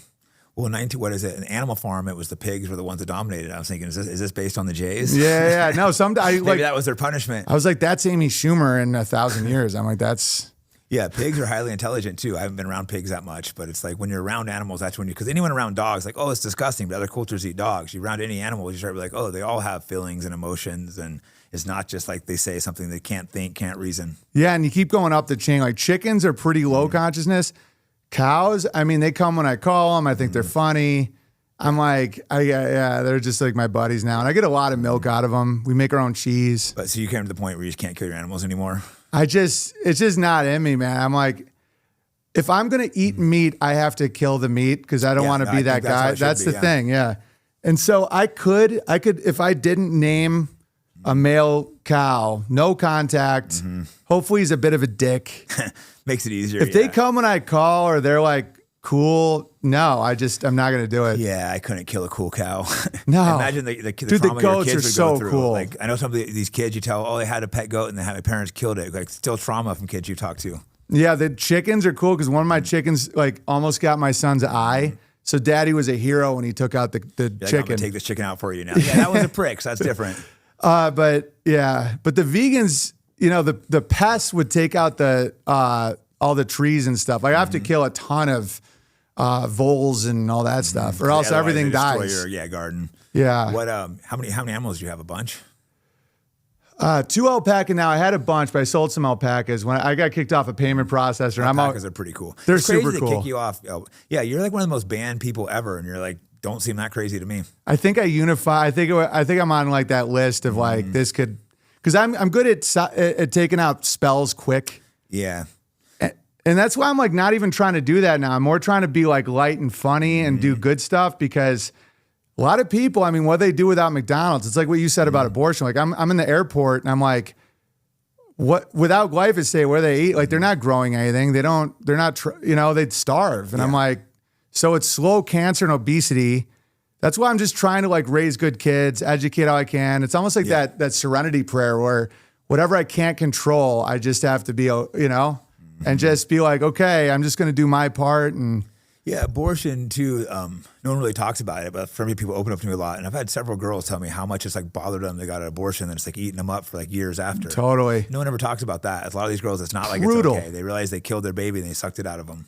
That's why the culture is so bad for women. It's like, if they have a man that would provide for them and love them and they feel safe, like if a woman doesn't feel safe, she has like an off button where it's like, burn it all, kill, Yeah, it is tough nowadays too, because I think that, everyone wants to blame the women, but it's both. It's like the hookup culture. It's so easy for guys to have, if you're doing well and single, to have like multiple girls, and the girls don't have anyone. So it makes sense. It's a complicated issue. It's not like I just want to blame the girls. Totally. Like looking back, that's where one thing I was pretty bad at. Like at the time I thought it was great, but now I'm like, man, those are like sensitive beings that I was just kind of like going through, Yeah, and like both of us, have been successful, not bad looking. So you go through it and you're all these girls like, oh, I treat them good, I rationalize it, but then you realize, oh, these girls are still being hurt. They're still getting physically attached. Because I thought it would seem like they liked it like me, but there is something different about they grow attachment. They grow attachment, yeah, especially if you're like, for a month or two hanging out with them, they're all going to grow attached. You think, oh, I'm making it clear. I'm telling them, I'm being honest. I'm telling them if nothing serious, but it doesn't matter. They still grow the attachment. And you realize, oh, we're hurting these women, so it's not really excusable for the men too. Yeah, no, totally. It's important to just admit that. Yeah, and it's complicated because it's not like, I can understand why young guys do it. Of course, totally. It's in our nature to want to go out and be with a lot of women, so it's not that difficult now if you're doing well. Yeah, and it's like once you see it, that's when it matters. Where it's like, I totally see why people just are hedonistic. Like if it makes you happy, it can't be that bad. If it feels good, it's great. Like I don't want to settle down. But just over time, eventually when you see it, you're like, okay, at least have like an interest in knowing them. You know what I mean? Yeah, the sex starts becoming like not enjoyable. You realize like, oh, it's like an addiction. I'm just doing it for the sake of doing it because, oh, it's a hot girl and I couldn't get hot girls when I was young. And now, now I can get it easy. And you're like, wait, why am I doing this? Totally. And that's when things get real weird, is when it becomes an addiction and then you just start stacking more novel things. And it's like, in a car with a friend with this, and now you're just becoming weird, and that's the hedonic treadmill. Well, any drug or addiction, it's like, let's say, if I do, whether it's Coke or Molly, whatever it is, like the first time it's gonna be amazing, then it's a little bit less, a little bit less, a little bit less, and then after a while, you need a drug just to feel normal. So let's say you're doing Oxycontin, but like day 10, you need to feel normal. You're not even getting high anymore. So there's no high. So it's almost like the same with sex. You're chasing. Then you're like, oh, 3 girls, 4 girls. And you're like, what's wrong with me? Yeah. I was tweeting that's the PSYOP guys must be like that. Like 9/11 must have been like pure uncut heroin, where it's just that must like, have been great for them. We took it down. Yeah, they were dancing. And now they're just huffing paint like, dude, something exploded. Oh, they're shooting. We just blew up the Cybertruck and no one believes us. Yeah. Oh, this dude's named Sham Jab. Was that guy's name Sham Sudden Jab? Sudden Jab? Oh my God. Dude, how about Waynell Sexton? Remember that from George Floyd? Oh, no, what was it? So George Floyd's teacher that kept his homework for 30 years when he wanted to be a Supreme Court justice. He kept George Floyd? Yeah, it's insane. No, the teacher. He kept his own. No, she kept little George Floyd, wanted to be a judge. And I have teachers in my family. No one's keeping the homework. God, yeah, that's weird. Her name was Waynell Sexton. Like anal sex. Yeah, they do it. Sounds a little weird. And that's why I don't know, because like Ellen DeGeneres is a real person, but like Ellen DeGenerate, Bernie Madoff with your family, or Bernie Madoff with your money, General Betrayus, Bruce Gender. Wow, I never even thought about all this. You're like making a bunch of Ellen DeGenerate, yeah. Dude, it just keeps going. I mean, the accuser for Epstein was named Virginia Roberts, like Virgin Robber. There's just like, but some of them are real guys, like Dick Pound. Dick Pound. The head of the Olympics. He always is smirking like he. Why would you name your kid something like that unless you're just like trying to troll us? I know. Do you just like grow into your name? Is that? Yeah, maybe. Yeah, like Ellen DeGeneres, they were like, degenerate. And she's like, I'm going to go down on a chick now. And I'm like, I don't know how that works. Like Bernie Madoff, like Sam Bankman. I never thought of Bernie Madoff, and that was like one of the biggest frauds of all time. Sam Bankman-Fried. Damn. It's like, what? How does that work? I always want to know how that works. Yeah, do you turn into your name? Are they like trolling us? Are they? I think it's both. Sometimes they troll with names, and sometimes it's just the winks of the universe, you know? Like the Bryson thing. Like, how would he think that I wasn't trolling him, but I wasn't? I would have agreed with Bryson there. If he's like, look what this, he's look wearing what a Owen shirt. did to me. I'd be like, oh, Owen's a dick. I'm going to call him and tell him. Yeah, and like I have thousands of people verify that's my bit for years. That's my birthday. It's the day the bike was stolen. That's why I'm like, man, I can't really know what the deal is half the time. Yeah, like hopefully Usain we'll still Bolt. get three of us together one time. I think that'll be fun because he's like he's such an honest dude. Like he's ahead of the curve too with some of the stuff he said. He was early being like, oh, this gay marriage is going to make it to the kids. I'm like, oh, you're crazy. He was right, man. And I'm like, damn, dude. It's important to be able to admit when you're wrong too, I think. A lot of guys can't do that. I hate being wrong. Don't get me wrong. But when I am, I can look like, oh, I was wrong.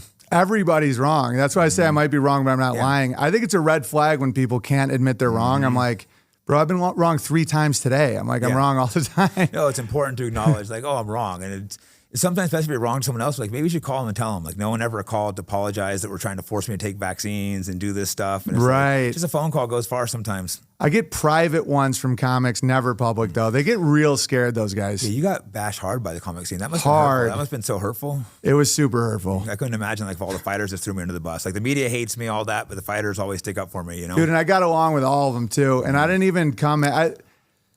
Yeah, that was a crazy time, man. But I wouldn't trade lives now. There was a time when I had a chip on my shoulder where I'm like, fuck all these guys. Yeah. I mean, they were openly like, oh yeah, he's ran off into the woods. He's this hate guy now and all this. I'm like, I know you know that isn't true. Like, I'm not saying I won't throw anyone under the bus, but some huge dudes were texting me about how right I was. And then I'd see him publicly do this. And I'm like, you know, they think it's a good thing to tell you like, oh, you know, I agree with you privately and do it publicly. It's like, you're showing what a coward you are. I hate when people do that. Yeah, that's why the dudes who just didn't throw me under the bus, I can still, like, I've had a few of them recently where I'm like, dude, you never attacked me. We're not in like a gang. It's not like you have to back me. But like the people that lied about me, I was like, dude, you know me. You know I'm not that guy. Yeah. Did they go after you for COVID or the trans kid thing? All of it. Once I got blackballed, it was like Hollywood just basically sent out a memo. It was like a frequency. It was like my college thing canceled. And I know some people say like, oh, you're exaggerating. My wife was kicked off Airbnb. I couldn't rent theaters. Like I'd rent a theater and I'd sell all my own tickets. And then last minute they'd cancel over and over. And so that's what made my community strong though. It's like we do a library, we do like a warehouse, like it's a rave, you know? Yeah. I did a show once on the back of this giant truck. It was called Reluctant Warlord. It was epic. So as long as you do it, that's what I was telling you about you getting your thing taken off. That's a bonding experience as long as you. No, exactly. That's why I'm just like, I'm more concerned that it sets an example for myself. I don't care. It's going to be probably good for me in the long run. People are going to realize like, oh, this guy's speaking truth. You know, it's hurting guys like Alex. Someone see that and be like, oh, I don't hate Alex. You know, I love same Alex. here. I feel bad for these guys. I just feel hurt by him. You know, a guy that I stood up for so much. So it just feels a little hurtful when someone like that I tried to help will pretend like he doesn't know me. Yeah, and over time, it doesn't go well for those guys. Like once you start, I remember my dad had this big book deal with Norton Publishing. It was like, and I was struggling. I was working with my brother again. I sell this book. You know, they did Guns, Germs, and Steel. They're huge. I get an advance, all this stuff. And they were telling me I couldn't say something about Lena Dunham, right? And I'm just calling her like a hard C. I'm just mocking. I was trying to think of that was a second. Yeah. She's totally pig. Idiot, yeah. And I was like, I'm not going to apologize for that. And my dad was like, just do that now. And then later, I go, Dad, once you're on your knees, you don't get up. I'm like, because then why would someone read my words if I'm self-centered? Like, I'll only apologize if I truly think I'm wrong. Exactly, because then my apology means nothing. I'm like, when I apologize, I'm wrong. That's why my wife loves me. My kids trust me. I'm like, that's why a lot of the Jays, their wives don't respect them because they know that they're lying. So not just Jays, a bunch of people. It's just the behavior. There's a lot of the rich guys that have the wives that are trying together guys to like sleep with them. And it's like, because we've been in these circles. We've seen probably crazy stuff. Yeah, and they'll be like, oh, I'm so sorry. And then be like, I'm not sorry. And so then she won't trust you. Like the people in my life know that I don't do that. And that's why And I'm like not bummed. I feel like I got the better, the Muslims, they say paradise will look like hell and hell will look like paradise. And you like when you choose and then you like, that's what happened to me. I'm like, fine, I'll take hell. I'm not cucking. And then I'm like, oh my God, I live in Narnia. I'm in like a Norman Rockwell painting and Yeah, I just think self-respect sometimes is better than money. And don't get me wrong, you got to make money. Sometimes you got to eat. But if you already have some money, is it really worth losing your self-respect to make a little more? Dude, that's the most depressed I see people. Like some of my friends that threw me under the bus that are now like comics are now making more money, but they're making like $100 million. Like they're so rich now. Yeah. And I'll just see them on podcasts being like, yeah, I just did like the goat ball treatment for my depression. And I've been whacking myself in the face with a hammer and I kind of forgive myself. Like they're just rich and authentic is awesome. Yeah, that's like money's great, but it's like if you're on a yacht sad and someone on a pontoon boat is crushing, it's horribly depressing. That's why they get mad at those guys. Yeah, I know exactly. And I've been around these rich people, but if they're not cool, I still don't want to be around them. I would way rather be around a bunch of broke people that are fun to be around. Totally. And that eats these guys up. That sometimes they can't get the respect. They have all this money, but they're not respected by people. You see, and these guys, it just eats them up. And there's real good Hollywood. Like Vince Vaughn has a blast. Adam Sandler's a good dude. Like a lot of these guys, they're passionate about their art, so they can be super rich and cool. Oh yeah, there's a ton of rich and famous people that are really cool, but there's also a lot that aren't. I bet a lot of fighters are cool. Most fighters are cool. I never realized how much cooler were the normal people until like COVID and BLM and all that hit, and you're like, oh, we're like the most normal people. Everyone else is the weirdos. We're like normal and honest, and we'll stand up to what we believe. And yeah, because there isn't manipulation. That's what I loved about stand-up is you win or you lose. It's not like right. There ain't no denying that. It makes you tougher. That's why I got so pissed about the Netflix fake laugh tracks. Because like the thing that was so cool.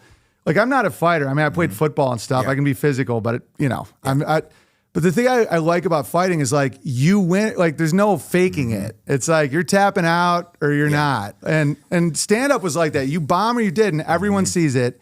Like, I could go after Seinfeld and crush the dude. And but in movies, there's trickery. It's like you don't know who can act. Music, you don't know who can sing. But stand-up now is doing that. Like, they started messing with it. Yeah, you can't fake fighting, exactly. And you shouldn't be able to fake stand-up. But yeah, it makes it real. There's nothing more real than going out there and winning or losing. It makes you a better person. So like sometimes people are jackasses when they start fighting, but anyone that gets to the top, there's exceptions. But the majority of guys get to the top, they become the calm, cool, honest. You have to be honest. You have to self-reflect. If you lose a fight, you got to be. You can't lie to yourself. You got to be. Why did I lose? And it's hard to do that sometimes. Yeah, the delusion bubble to protect yourself. I've faced that with comedy, and when people were, turning on me and stuff, like the ego hurts, and you're like, no, it's like I have that little Ira voice. Yeah, in me. Of course I have it. We all have it a little bit. I think ego drives you. So some ego is not bad. It's just like I'm sure you've had friends get like famous, turn into just total douchebags, and then and then when they crash, like no one likes them. Yeah, and they lose their skill set. They lose their ability because like comedy is all about flow and truth. That's why it's not even like I'm this martyr. I'm like, if I give up truth, I'm going to bomb. Like I can't flow, No, comedy has to be honest. That's when I think it's pushing away a little bit, but there was that like woke push for a second when they're trying to do this woke stuff. And like, that's not comedy. Comedy, their job is to find the truth and make jokes off the ridiculousness of society. Yeah, and you can't have victim consciousness. Like when Netflix had that lady that was like, I just want you to know that I've been abused. And people are like, not funny. Yeah, my whole thing was, that's your therapist. I don't even like getting claps. Like sometimes now I have such hardcore listeners that I'll do a joke and I'll get an applause. And I'm like, I'd rather get a laugh. Yeah. Because applause is like, we're loving you. The laugh is like, you can't fake it. It's like an orgasm, Since like, you're banned from YouTube, you're on Rumble and you have your own platform. What's your platform? Unauthorized.tv. Yeah, the Feed the Bear. I need to join that and support independent people. So thanks. TV. Yeah, it's just $5 a month. It's great to support people. That's what I've learned. Hey, we support each other, support the people you like, and free speech. And like whatever you feed grows. It's permaculture. Special, but I'm like, I'm just going to pay for it. Like, I'll give you a code. I'm like, dude, I want to support you. I'm not going to. I'm the same way, dude. I love that. OwenBenjamin.com for the new special must be nice. I shot that on my own land because when I was banned from everything, like I can be down for a bit, but I pop up. I'm like, okay, we got to get land. We'll do this. And it's like Netflix quality and it's really funny. And so if people want to check that out. Yeah, I saw it last time. It was great. That's what. Oh, thanks. No, so but you're like I said, you build your own thing. And that's what you have to do. And if you get depressed, you don't sit around and mope. You go out and build something. Yeah, just like go for a run. It's like action gets you out of that funk. Yeah, and it can be for all kinds of things. Like for fighting, for me, I'm like, all these podcasts suck now. I could bitch about it, or I could just start my own show. Yeah, now I was looking at the ADL, like they were working for me. I'm like, they're they're going to make it so no one else can take my bits. I'm the Jew guy now. Yeah, right. Yeah, the ADL has just gotten insane, but they've lost so much respect. But they still have power is the thing. I mean, Elon Musk is like saying their talking points now. They were the ones that was like freedom of speech does not mean freedom of reach. Now Elon Musk is saying that after he told him to fuck off. It just shows they still have power. How do you think they do that? I don't know what they got in Elon because he was critical of Israel for a second, and then all of a sudden he's flying to Auschwitz with Ben Shapiro with his little hat on. Could you imagine having to fly with Ben Shapiro and getting talked down to? The richest man in the world. Ben's like, man, here's the showers where 17 million Jews were gassed. This is the cage where they fought a bear and an eagle, and if you question any aspect of it, you're full of hate. And there's so many weird, crazy stories, the jack-off machines. Because I was raised with the jack-off machines. I remember I was like 9 thinking about that. Like you put your dick in a machine and jack you off to death. And I remember reading it. It was like we had so much shame in our eyes as we went back to our bunks, and many of us died from shame. And now everyone's like, oh, and they're open about it. They're like, oh yeah, that wasn't real. But in my mind, it was real. And Schindler's List is based off a novel, but it's a fiction out of Australia. It could have been real. It could have been real. Could have been real. And then I'm like, oh, you guys are like fable guys. You tell mythology. Yeah. And as long as you keep them in that zone, it's like, oh, cool. You like metaphor and stories. Yeah. And people in like 20 countries will go to jail for questioning it. That's I mean, what is up with it? I mean, how is that not have blowback? It should be, but people just get the worst possible thing you can be is a Holocaust denier. So no one wants to say it. Yeah, it's like hey it's like guys, a Hulk crux or something. It's like something that's holding up something. Yeah, I just want to know, like, that's what I'm just curious. For me, it's not about hurting anybody. No. I'm like, why that one? No, that's what I said. I'm not a hog. I just want to be able to question it. I want to be able to dig a little bit and poke. The fact that you have laws makes me very skeptical. Yeah, or the fact that it wasn't in the history books until the 70s. Maternity wards. Ask these questions, yeah. Jack-off machines, lampshades, and then you see 40 beheaded babies. Oh, wait, there wasn't any babies beheaded. It's so anyway, just probably change the subject. Yeah, but it's, there were victims. I probably have to cut all this off YouTube. Speaking of YouTube, you don't have one. They got rid I don't have a YouTube, no. But I do have a Jewish pianist, where it's just me playing the piano. Someone cuts it and puts just piano. If I talk at all, they'd ban it. Yeah, luckily they didn't take down my episode with you. They're not. They never take down any of my interviews. It's just I can't have agency. It's kind of funny. Yeah, it's so weird when they start this. That's why I was disappointed more guys didn't stick up when they took my check mark, because that's more of like a start of showing this. It's like the beginning, I think. I don't think that's where it ends. But you're handling it well. Honestly, I didn't handle it as well as you're handling it. Like I was a little more like, the head of YouTube's a bitch. Like I was. I think I called Elon Musk a bitch. Yeah, but he's a dude though. I was like, yeah. But like, no, I think you're good because you're not showing like the emotional reaction, because then it's scary to keep going, because then they don't have control, Yeah, and the thing is they won't give a reason. He acknowledged they did it, but I'm not going to tell you why. They're not going to be, was it hateful content? Is it because I talked about Indians? Is it because I talked about Israel? They won't even tell you why. I think they're just trying to make it, because if they give rules, then they have to follow them for everyone. Yeah, so exactly. I think they just want to be like, if you're, because I'm considered on the right, if you're on the right, you better not criticize Israel. Yeah, it's pathology. It's like, it's about the emotion of them. So it's like, we feel bad, make me feel good. And I'm like, that's not my job. And to me, I'm like, you guys are effed. If you guys externalize all this, how do you function? Yeah, it's going to be interesting to see where this goes. Hopefully Trump doesn't really crack down on censorship. I don't think they will. I just think they're just going to play stupid games.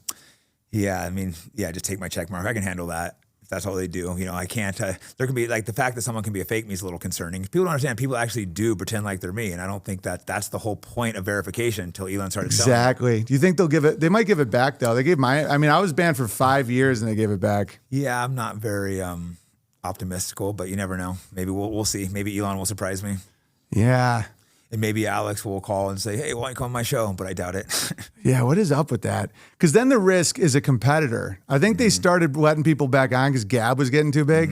Because people are like, okay, we're done. And then everyone stopped using Gab and stuff. Right. Exactly. So now it's like, they stopped using. I might go to Threads now. That's why I'm like, write letters. Zuck's training jiu-jitsu now. Maybe he's the guy that should be free speech. That's awesome.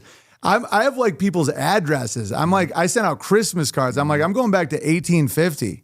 Right? We might have to go the old handing out pamphlets. Dude, it works really well. I have like thousands of handwritten letters, and that's real bond, because people take their time. It's like a high quality person. Yeah, no one does that anymore. People hardly know how to write anymore. I know. Kids probably want to know how to write because everything's typing.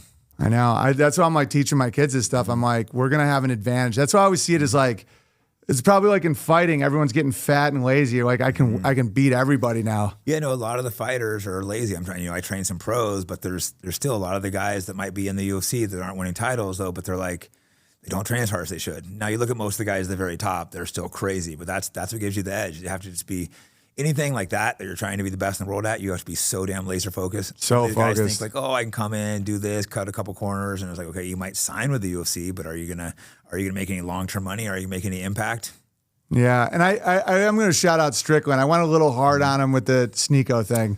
Like now, I meant it. I was like, he went way too hard on Sneeko, and now I'm like, if you're going to spar Sean Strickland, like you're going to get punched like that. Yep. Yeah. I was there with Sneeko that day, and he goes, "Oh, I'm sparring Sean." I go, "What the fuck are you talking about?" No, you're not. You're not sparring Sean. And he's like, "Oh, I already agreed, gave him a word." So I'm like, "Okay, you gave your word." I'm like, "But gonna hurt you, and just take it like a man when he beats you up," and he did. So I think he gained a lot of That's respect. awesome. Yeah, I pulled back my criticism of Strickland. I get it. I like Strickland. We feud occasionally just because the personality in the gym. So we'll get in it, but it's never personal. Yeah, he's like a wild man. I think the first time I trained him, I didn't know who he was yet, and I'm like, am I gonna fight this guy, or are we gonna be friends? I was like trying to figure it out, but then I like the guy. Yeah, he's wild. I'm surprised we're gonna fight one of these days, but it's like, nice. But like overall, I like the guy. He just says wild, off the wall shit, and he's really likable when you're around him. Yeah, I can get that vibe now. I can see that where he's like a force of nature. He's like a wild man. But he does fuck people up too bad. His perspective is, which I understand, if you're going to get in with me, I put my life into this. If you think you can get in here and do this, I'm going to hurt you. It's like, and Navy SEAL came in and challenged him to like a 25-minute. This guy's in pro fights too, to a 25-minute sparring session. I was just like, oh man, this is not going to be good. No, it was really bad because Strickland didn't just knock the guy out. He would like knock him down, then he'd let him get back up, knock him down with a leg kick.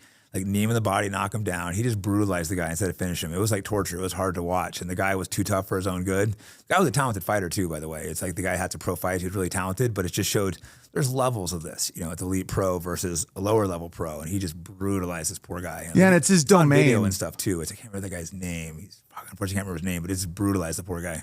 And it's his domain. It's one thing if he's doing that, like to not, but they want in on his domain. Mm-hmm. He takes it seriously. They're wearing, because my whole thing was like brain damage, but he's wearing Sneeko was wearing that gear. He had a little concussion, and I think I think he probably should have taken a couple of days off, but we actually, because he was there to train some of my fighters, actually, the Boschart brothers, so he still worked out, and then he's a Nate Diaz fan, and I'm like, I called Nate, I'm like, hey, can Sneeko come work out with you? And Nate said, yeah, and he usually says no to people because he's my friend, so Sneeko was like super excited, so then he flew out to Stockton to go train with Nate. And then Nate went super light on him, but Nate sparred him and stuff too. And it's like, you can't say no. And like, Nate's like, you want to spar. I mean, he was just playing with him. So I think his head got a little like drilled. Finally, he was allowed to be like, bro, you have to take a few days off. And then he listened. Yeah, dude. I wouldn't spar. I'd be like, I'm not going to forget how to play the piano. I just get my clock cleaned.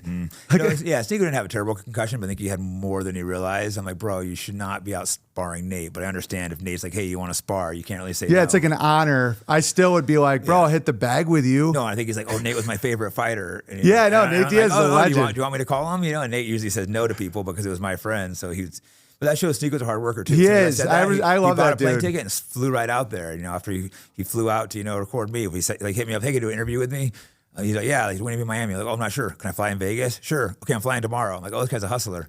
Oh, can you get me in touch with Nate? Sure. Oh, he flies out tomorrow. I'm like, oh, this guy works his ass off. Yeah, he's a pure dude, man. That's why I was a little too protective of him. I'm like, how dare they hurt Sneeko? And then I'm like, I've taken away his growth. Like as a dad now, I'm like, hey, if you want to figure out what it's like fighting the best fighters in the world, I don't like what Sean did. But I warned Sneeko. That's why I said animals exist. That's why I'm not mad because I told Sneeko what was going to happen, and he went in there and did it. He chose to do it, but at least he took it like a man and didn't say anything negative about Sean. And I think this is awesome. I think he even earned a little bit of respect from Sean. And Sean doesn't like these influencers, which is understandable. Totally understandable.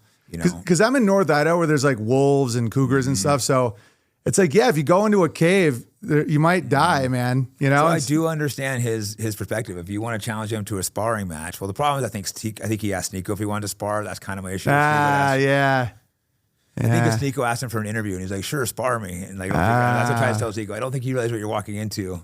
But. Dude, that's crazy. Especially striking. It's one thing to do like hit drills or something, but anything where like there is no. Like I'm huge. I have no advantage with a skilled striker. I'm like you have dead. The reach, but not someone. It doesn't matter. You get the shots. And, like if we're on a line, like like my force is okay, but when it comes to, I would never spar. Like, well, people don't realize just the difference sometimes. I was telling you earlier, I played paintball earlier. Some like pros challenge us to a match. Some like high level pros. I've played with like, we're like good hobbyists, but these guys were like Division I. Like, I don't know much about paintball, but I've been playing a lot recently, and like, oh, we're thinking we're getting really good because we played some lower level pros. These guys came in and just embarrassed us. We're like, oh damn, there's levels to this shit. And I get this a lot, like in jitsu or fighting, these guys come in, they're the best guy at their gym.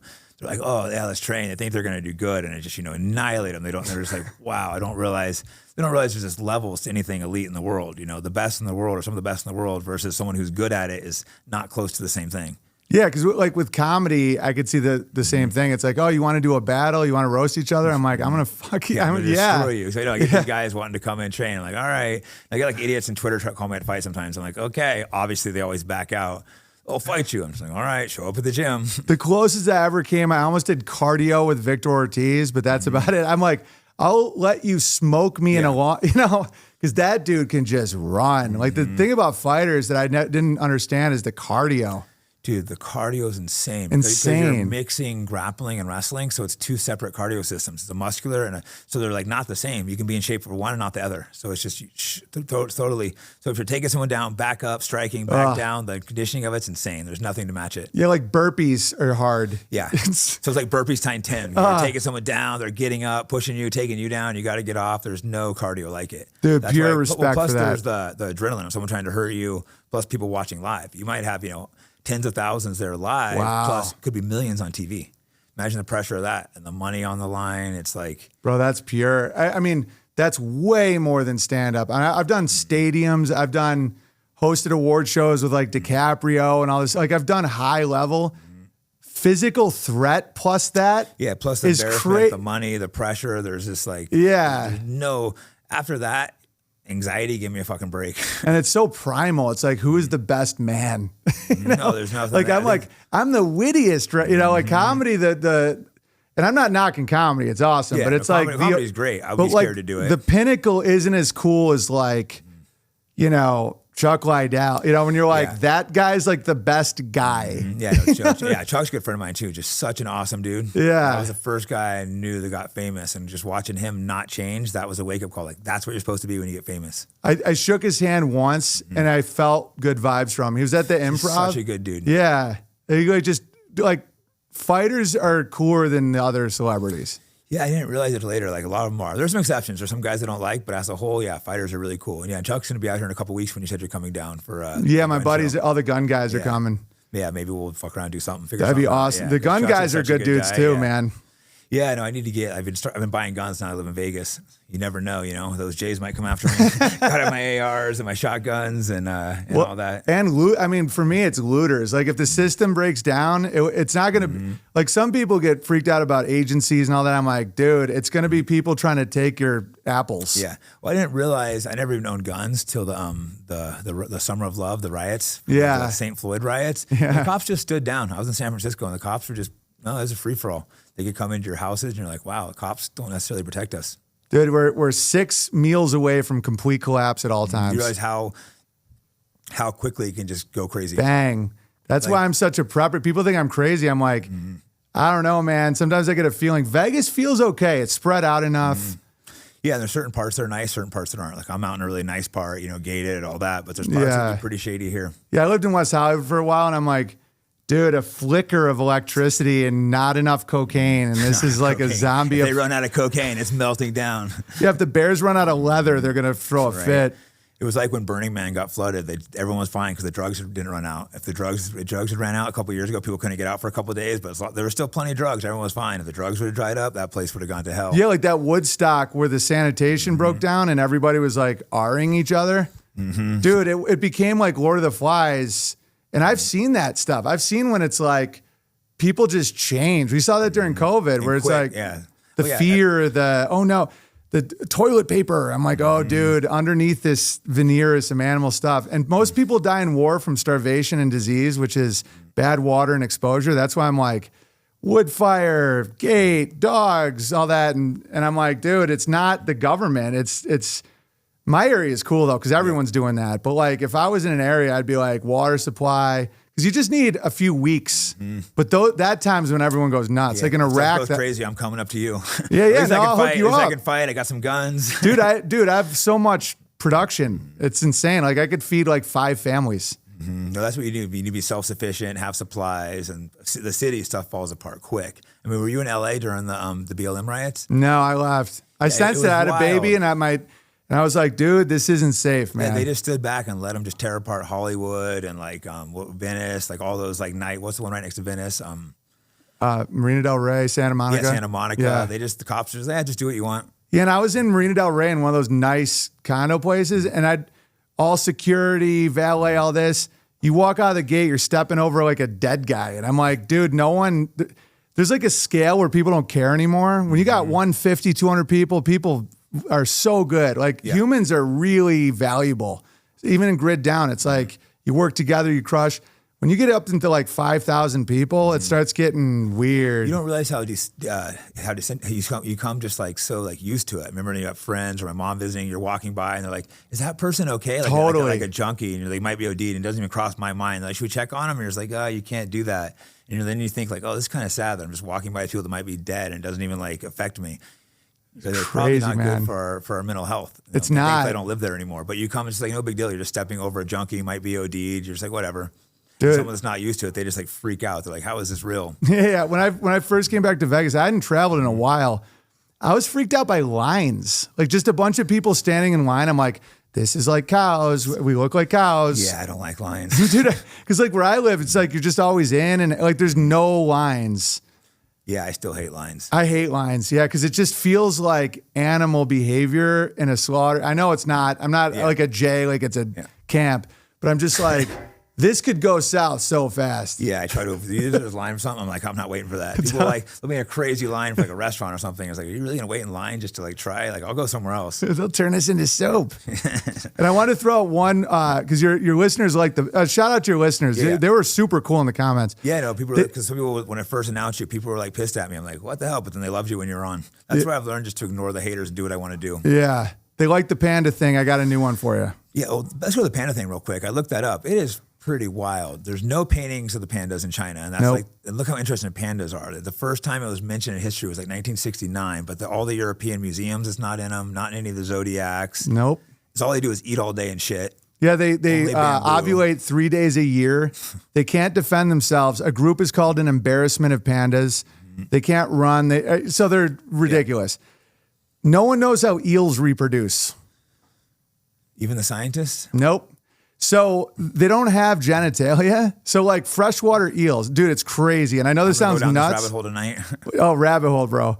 So it's like in England in a freshwater stream, it's like there's an eel. They don't know how they reproduce. So they tracked them back to the Bermuda Triangle. They just come out of it, and they have theories that they like morph into other kinds of eels. They've never seen them reproduce. Wow. So they might just be like the devil's sperm. They kind of look like that. I don't really like eels. They kind of creep me out when I see them and, been snorkeling and stuff. I see an eel and I'm like, oh, get that thing away from me. Dude, they all come from the same part of the Atlantic, even the freshwater. I mean, lamprey, I think electric eels and some of that, they know how they breed. But the fact they don't know how they breed, to me, blows my mind. They act like they do. They're like, oh, scientists, but they've never observed it. Trust the science. That's what you realize that like half the science is just total bullshit. That's why some of these conspiracy theories, like most science, they just say something and then whatever becomes the popular thing, no one wants to disagree. Yeah. And they just took back dark matter. Because I used to do a physics podcast. Like that's one reason why I'm so not into the science. So they created dark matter because none of the gravity doesn't make sense. It doesn't work. So they're like, if there isn't dark matter, we'd be wrong. And that's the one thing we know is we're not wrong. And now they're pulling that back. So what are they saying now for the dark matter? Because they say basically 95% of all matter can't be observed. You can't observe it or measure it, but it has to be there or else gravity wouldn't work, according to Einstein, who was, he banged his cousin. And he was a J. Dude, like a crazy... That dude sucked, in my opinion. Some people say that he stole his theories from other people and stuff. I don't know. I haven't really done any research on Einstein. But I mean, he banged his cousin. Was she hot? No. She's ugly, too. I think I've seen pictures of her, actually. That's the inbreeding I'm trying to warn the white guys about. They get Tay-Sachs, irritable bowel syndrome. It's like, the guy who started Netflix, or no, Edward Bernays is the double nephew of Sigmund Freud. Like they're all related. Yeah, I saw that. That's the Netflix guys, right? And and then they started he's Netflix. Basically, the main guy who created psychology, which I always try to tell people is gay and Jewish. Yeah, you want to bang your mom and kill your dad. It's like, no, I don't, Jay. Bang my mom or kill my dad. I love my dad, and I don't want, And so, yeah, Einstein, none of it has been proven. Yeah, people act like, oh, the science is proven, but so much shit is like, we don't really know. No, but I get it. It's a story that can work. I don't have the what I've pulled back on that a bit because I don't have the answer. No, that's the problem. None of us really know. So it's like, oh, you can't debate these guys. But right. Doesn't mean they're right. Not necessarily. No, I'm like, they are just making stuff up. Yeah, like the Big Bang. There was nothing, then exploded and the whole universe is here. How do you know that? Well, we just do. Yeah, it's like, hey, little buddy. And this happened when I had kids too. It's like, hey, little buddy. Yeah, we're descended from retarded mutant monkeys and we're in an explosion in emptiness. Have a good day. Yeah, the thing with evolution too, it's like, I don't think I would ever turn into a bird. I don't know how many years it takes. I don't think I'm going to grow wings and start flying or grow. No one's ever witnessed it. So I think some evolution, you probably adjust your environment. I think parts of it's definitely true, but it's the whole thing. I don't know. It seems like a little bullshit to me. Yeah, sexual evolution, I believe in, where it's like, not a lot of sun, 1,000 years, you get lighter, totally. But bacteria that breeds every like 10 seconds has never become another species of bacteria. Yeah, you're not going to turn from like a mammal to a fish or a bird, I don't think. No. Not in my mind. Doesn't make sense. And that's the official theory, right? Like, oh, I'm just going to grow wings one day to adapt to my environment. Yeah, and when you like actually do the math, you're like, okay, so how often are these mutations and then how fast do they permeate? And they're like, how dare you? Yeah, how dare you, Holocaust denier. I'm like, I've never seen a dude just like, how do you just get eyes? Like, how did that give you a sexual advantage where it starts where you can kind of see something? Yeah, it makes you start being like, okay, maybe the people aren't crazy if they said we're crazy with the evolution. They don't even know where eels come from. They don't know how they breed. No, they're like sperm out of the Bermuda Triangle, like pandas. They're claiming pandas are millions of years old and they bred to be like useless. Yeah. I think they were created by the Chinese, like a Shih Tzu dog. Well, they sell them. You can rent them for like $1 million a year. And if they get mad, you see where Obama pissed him off. He met with the Dalai Lama, and I forget the name of the panda. But China, like for punishment, they took the panda away. They took the panda. Yeah, it was like Ying or Ling. Yeah, they took like Ying Ming away or something. It was like a huge shame to America. We took Ying Ming away from you. Yeah. It's called. It's literally panda diplomacy. Swear to God, you can't touch them. I've done rabbit holes on pandas. Yeah. Like I found one place in China where you can pay to touch them. I can't get tickets. Like there's no way to actually, they're not in the wild, dude. I think they were bred to get rid of bamboo. That would make sense because they just eat a lot. All they do is eat bamboo. It's filled with arsenic. It makes them sleepy and stupid. And everyone wants to play with pandas. They can sell them, they can lease them for $1 million a year. The country pisses you off. I'm taking your panda away. Taking your panda. And it's like they actually did that. They took the panda. They do it all and they also won't breed in captivity. They won't. They're like, oh, we breed, I swear, but we just won't do it while you're watching. Yeah, you can't watch us breed. You can't watch us do this. And the Chinese government's like, oh yeah, we definitely, we don't make them in the lab. Yeah, it seems like BS to me. I don't trust it. Sounds crazy, but you look and you're like, something's off with these pandas. Yeah, it's like Shih Tzu dogs. Like you can breed crazy shit. I think it might have. I don't know how they did it, but I think those. I'm not going to call them sneaky.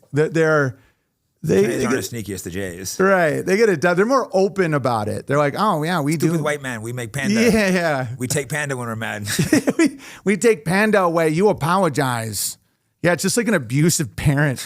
It's just like, and dude, Americans are like, oh, no, I took Ying. No, Xinjiang the panda. I'm like, that's the only animal I could slaughter myself and kill eat. I could eat a panda myself. Doesn't really stand a chance either. Poor panda. Yeah, they're totally useless. They can't puts do anything. Puts them out of their misery. Nothing. They can't run. They can't fight. They can't. Dude, they stand on their own head and piss on themselves. Like it's insane. They shit 40 times a day. All they do is eat shit. Yeah. Like sometimes, look at an animal and try to think if I could beat it in a fight. Dude, I would destroy any panda. There's no panda who would stand a chance against me. Yeah, it's like the Russians are fighting bears. It's like, oh yeah, I fight a bear too. I'm training. Panda bears. Yeah, I fight bears, guys. I swear. And you just try to look up panda running. They don't run. Yeah, they're like they roll down hills. Dude, they're like crazy stupid. Yeah, they're dumb too. I didn't even know that. Oh, they're useless. They when they have allegedly their offspring, they'll roll on it. Oops, I killed it. Yeah, I can only get pregnant 2 days a year, and this miracle is here, and it's dead. Yeah, and then there was the funny clip of a zoo was putting dogs in and dressing them as pandas. Yep. Was that in China or where was that? Yeah, that was in Taiwan, I think. That didn't help. It was like they were trying to pass off these dogs as pandas. They do it all the time. That's like me with the Holocaust Museum. I'm like, we can make some cash on this panda thing. We should do it. We should get like some dogs, paint them as pandas, or put people in suits. You get some Mexicans. It's like, dude, hire some Mexicans to pretend like they're pandas. Totally. It's Send like them to kids' birthday parties and tell them they're real pandas. dude, they could make so much more money doing that than other jobs. It's like they could make like $100 an hour. You get round eye. Round eye will give any amount of money to see a panda. Yeah, and they have big round eyes too for Asians.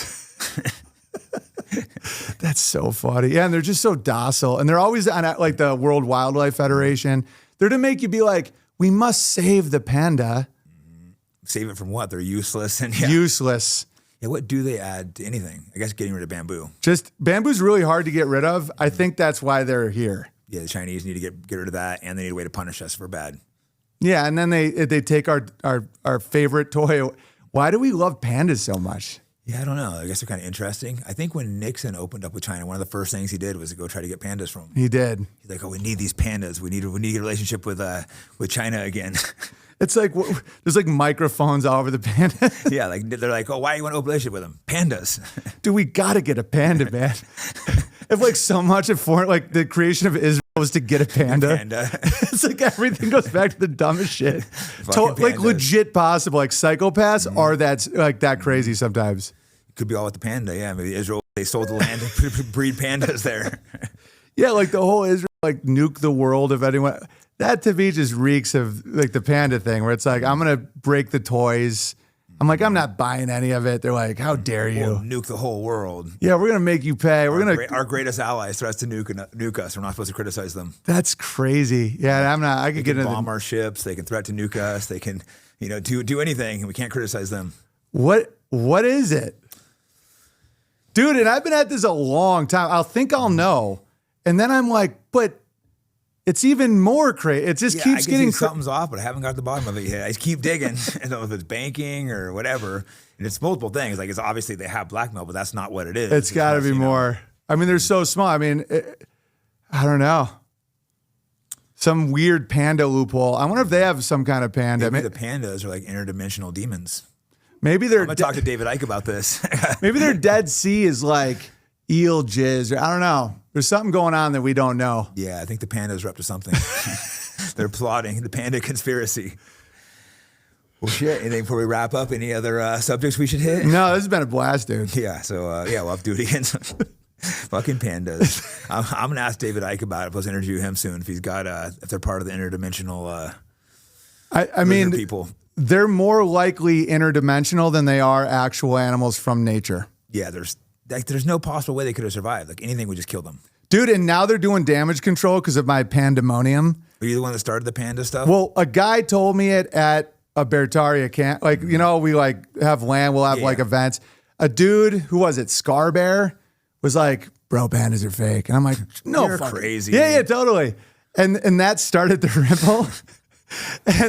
And then I'm like, the more I looked into it, and my wife's very engineer, very stable. So she's like, be quiet, you're crazy. No, but then she was like, oh my God. Like when she's I'm like, this is crazy. I'm onto something. Because it doesn't make any sense. Yeah, at first she was like, oh, my artistic husband. And then when it was Embarrassment of Pandas was the group, that was when she was like, trolling us, yeah. Yeah, an embarrassment of pandas. No art, no literature. And then the cover up where they're like, oh, it's in a book.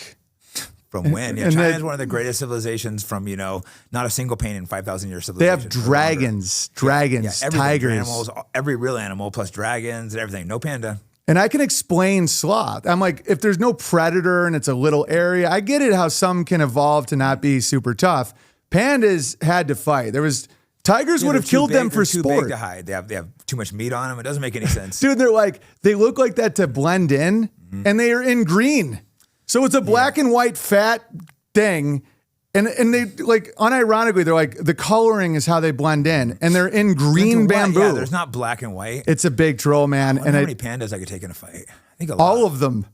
Yeah, I think I take all of them. Sneeko could take all. A bunch of them. He took like 5 of them. He's actually got a little bit of boxing. Obviously not compared to pro fighters, but yeah. I think that's the problem. He's probably boxed a couple people like, oh, I'm getting okay, and you're like, oh, it's part of this guy. Like, no. No, because you guys have that ability of like matrixing shit and just bang.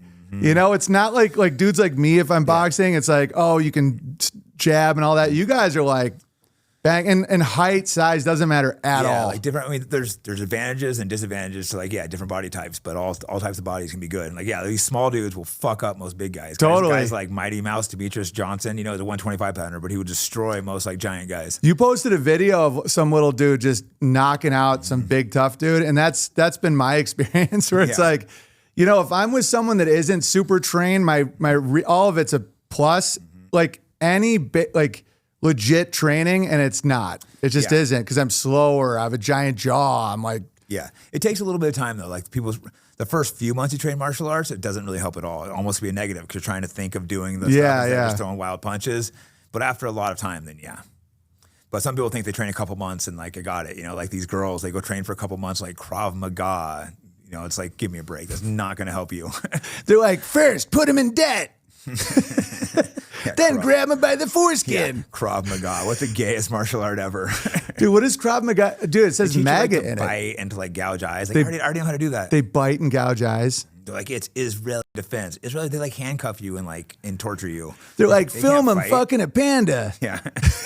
That's hilarious. The gayest martial art ever. Tie him up, and then we can rip them on video and become TV stars. Dude, what is MAGA? I mean, the MAGA crowd. It's MAGA. I wonder what that means in Hebrew.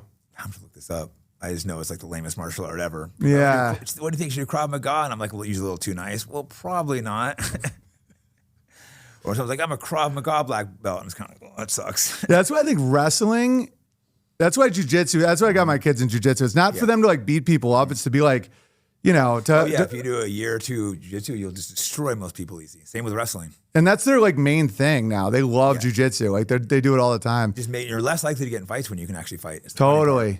You get more confident, and people usually, you're not going to start in fights, and people usually see it if they pick on you. Like, maybe I shouldn't mess with this guy. Yeah, I don't ever get in fights because I can I have that honor thing where I don't just attack people. I'm always doing the dance, and I can just tell when someone can fuck me up too. Yeah, you're like, you know what, this guy got fucked up ears, or he's just too confident, or I'm like, I can just tell. I'm like I can just see it in certain people. No, I think for me, never get in fights. The few times of almost, in New York when I was topping situations, sometimes guys back tough for a second, and they look at me, think, and they'd be like, okay. Never you can mind. feel it. It's like when a chick likes you. And stuff, they're always some guys can't feel that. But exactly, you should be able to know. You should have those senses. Yeah, when a girl's interested, you can just feel it. They're just talking normally. But I used to be a bouncer, so I've been in a lot of getting people to stop things. But something with punching to the face, I'm like, that's because if I'm out, someone can then do whatever they want to you. It's so crazy. Choke out. It's scary, right? Yeah, it's wild. And then that's the thing. A lot of people know how to fight now. That's why it's better not to get in fights. Totally. But the thing for me, I got to really not get in fights too, because someone might just shoot me. Yeah, and you're so good at it that it's isn't that a different level where it's it's not really fair to be in fights. I beat up one guy who was talking crap off Twitter, but he also fought in the UFC. I wouldn't beat up a random dude talking on Twitter. I think some people are no, I'm not a guy that's gonna go beat up some random dude that's running their mouth. Yeah. This guy fought in the UFC and he was disrespecting me, so I beat him up. But then he cried and called the cops. He did? Tried suing, tried pressing charges. It was so pathetic. So gay. Yeah, for a gym fight, which are fairly common. Well, shit, I guess let's wrap up. So thanks for having me, man. It's always a pleasure. We already plug. I can follow you on Twitter. Are you allowed on Instagram or no? It's my 10th. It's the King of Bertaria is my new one. I mean, I was the rabbi of Judah during the hard J stuff. That's why I leaned into that. Yeah, you're always a couple years ahead. Yeah, and they now deleted. It's trendy. You're I'm bored, something new. I really because I'm always going at victim consciousness. I'm like, oh, the white guys are being a little victim-y now. Yeah, they have some real complaints, but then they go too hard sometimes. It's hey, don't be the victim. We're not victims. Yeah, exactly. Mock the J acting like a victim while they're bombing people. That's the joke. It's not you can't have kids or have a good life or anything, Yeah, we need more people have more kids. Exactly. Exactly. Make good kids. Mm-hmm. Yeah, and raise your kids right. Don't lie to them. Make them tough men. Make them train. That's the next generation. We got to make the next generation better. Dude, that's my whole goal now. I have 4 sons. It's don't lie to them. I don't even tell them. I don't lie to them about anything. About Santa Claus. No Santa Claus. Yeah, I've had some arguments with people over that. They get mad at you, right? I don't ever lie to them. I'll be so I feel Mom, weird lying to kids, but people are oh, you can't Santa. I was well, how am I gonna lie and No, I say it's the Christmas spirit. I'm it's the Christmas spirit. I would never say a guy comes in our house at night like that. Mm-hmm. I'll be put your tooth under the pillow. Yeah. Mom is the fairy who'll give you a silver coin. Yeah, just be like, I'm not going to have kids. Just ask mom about Santa. She's she's the Santa expert. Because when it matters, they have to believe you. Like that's the dumb. And I don't push any of my conspiracy stuff either. Like even like, I'm just like, well, what do you think the moon is? Do you think exactly make the kids question you and think for themselves? Don't teach them what to think. Teach them how to think. Exactly. And they should be able to challenge you as long as it's in a respectful way. Exactly. And I it's all about not being a hypocrite. Where it's like my rules for them, I do myself. You know? Oh, exactly. It's like not being a hypocrite. That's why I had some guy call me, you got to fire your employee because he's trolling on Twitter. I'm like, bro, like you seen my Twitter? Like how am I going to tell this guy what the fuck he can tweet? Exactly. So, well, fuck, let's wrap this up. All right, you're the man, dude. Coming in. Cheers.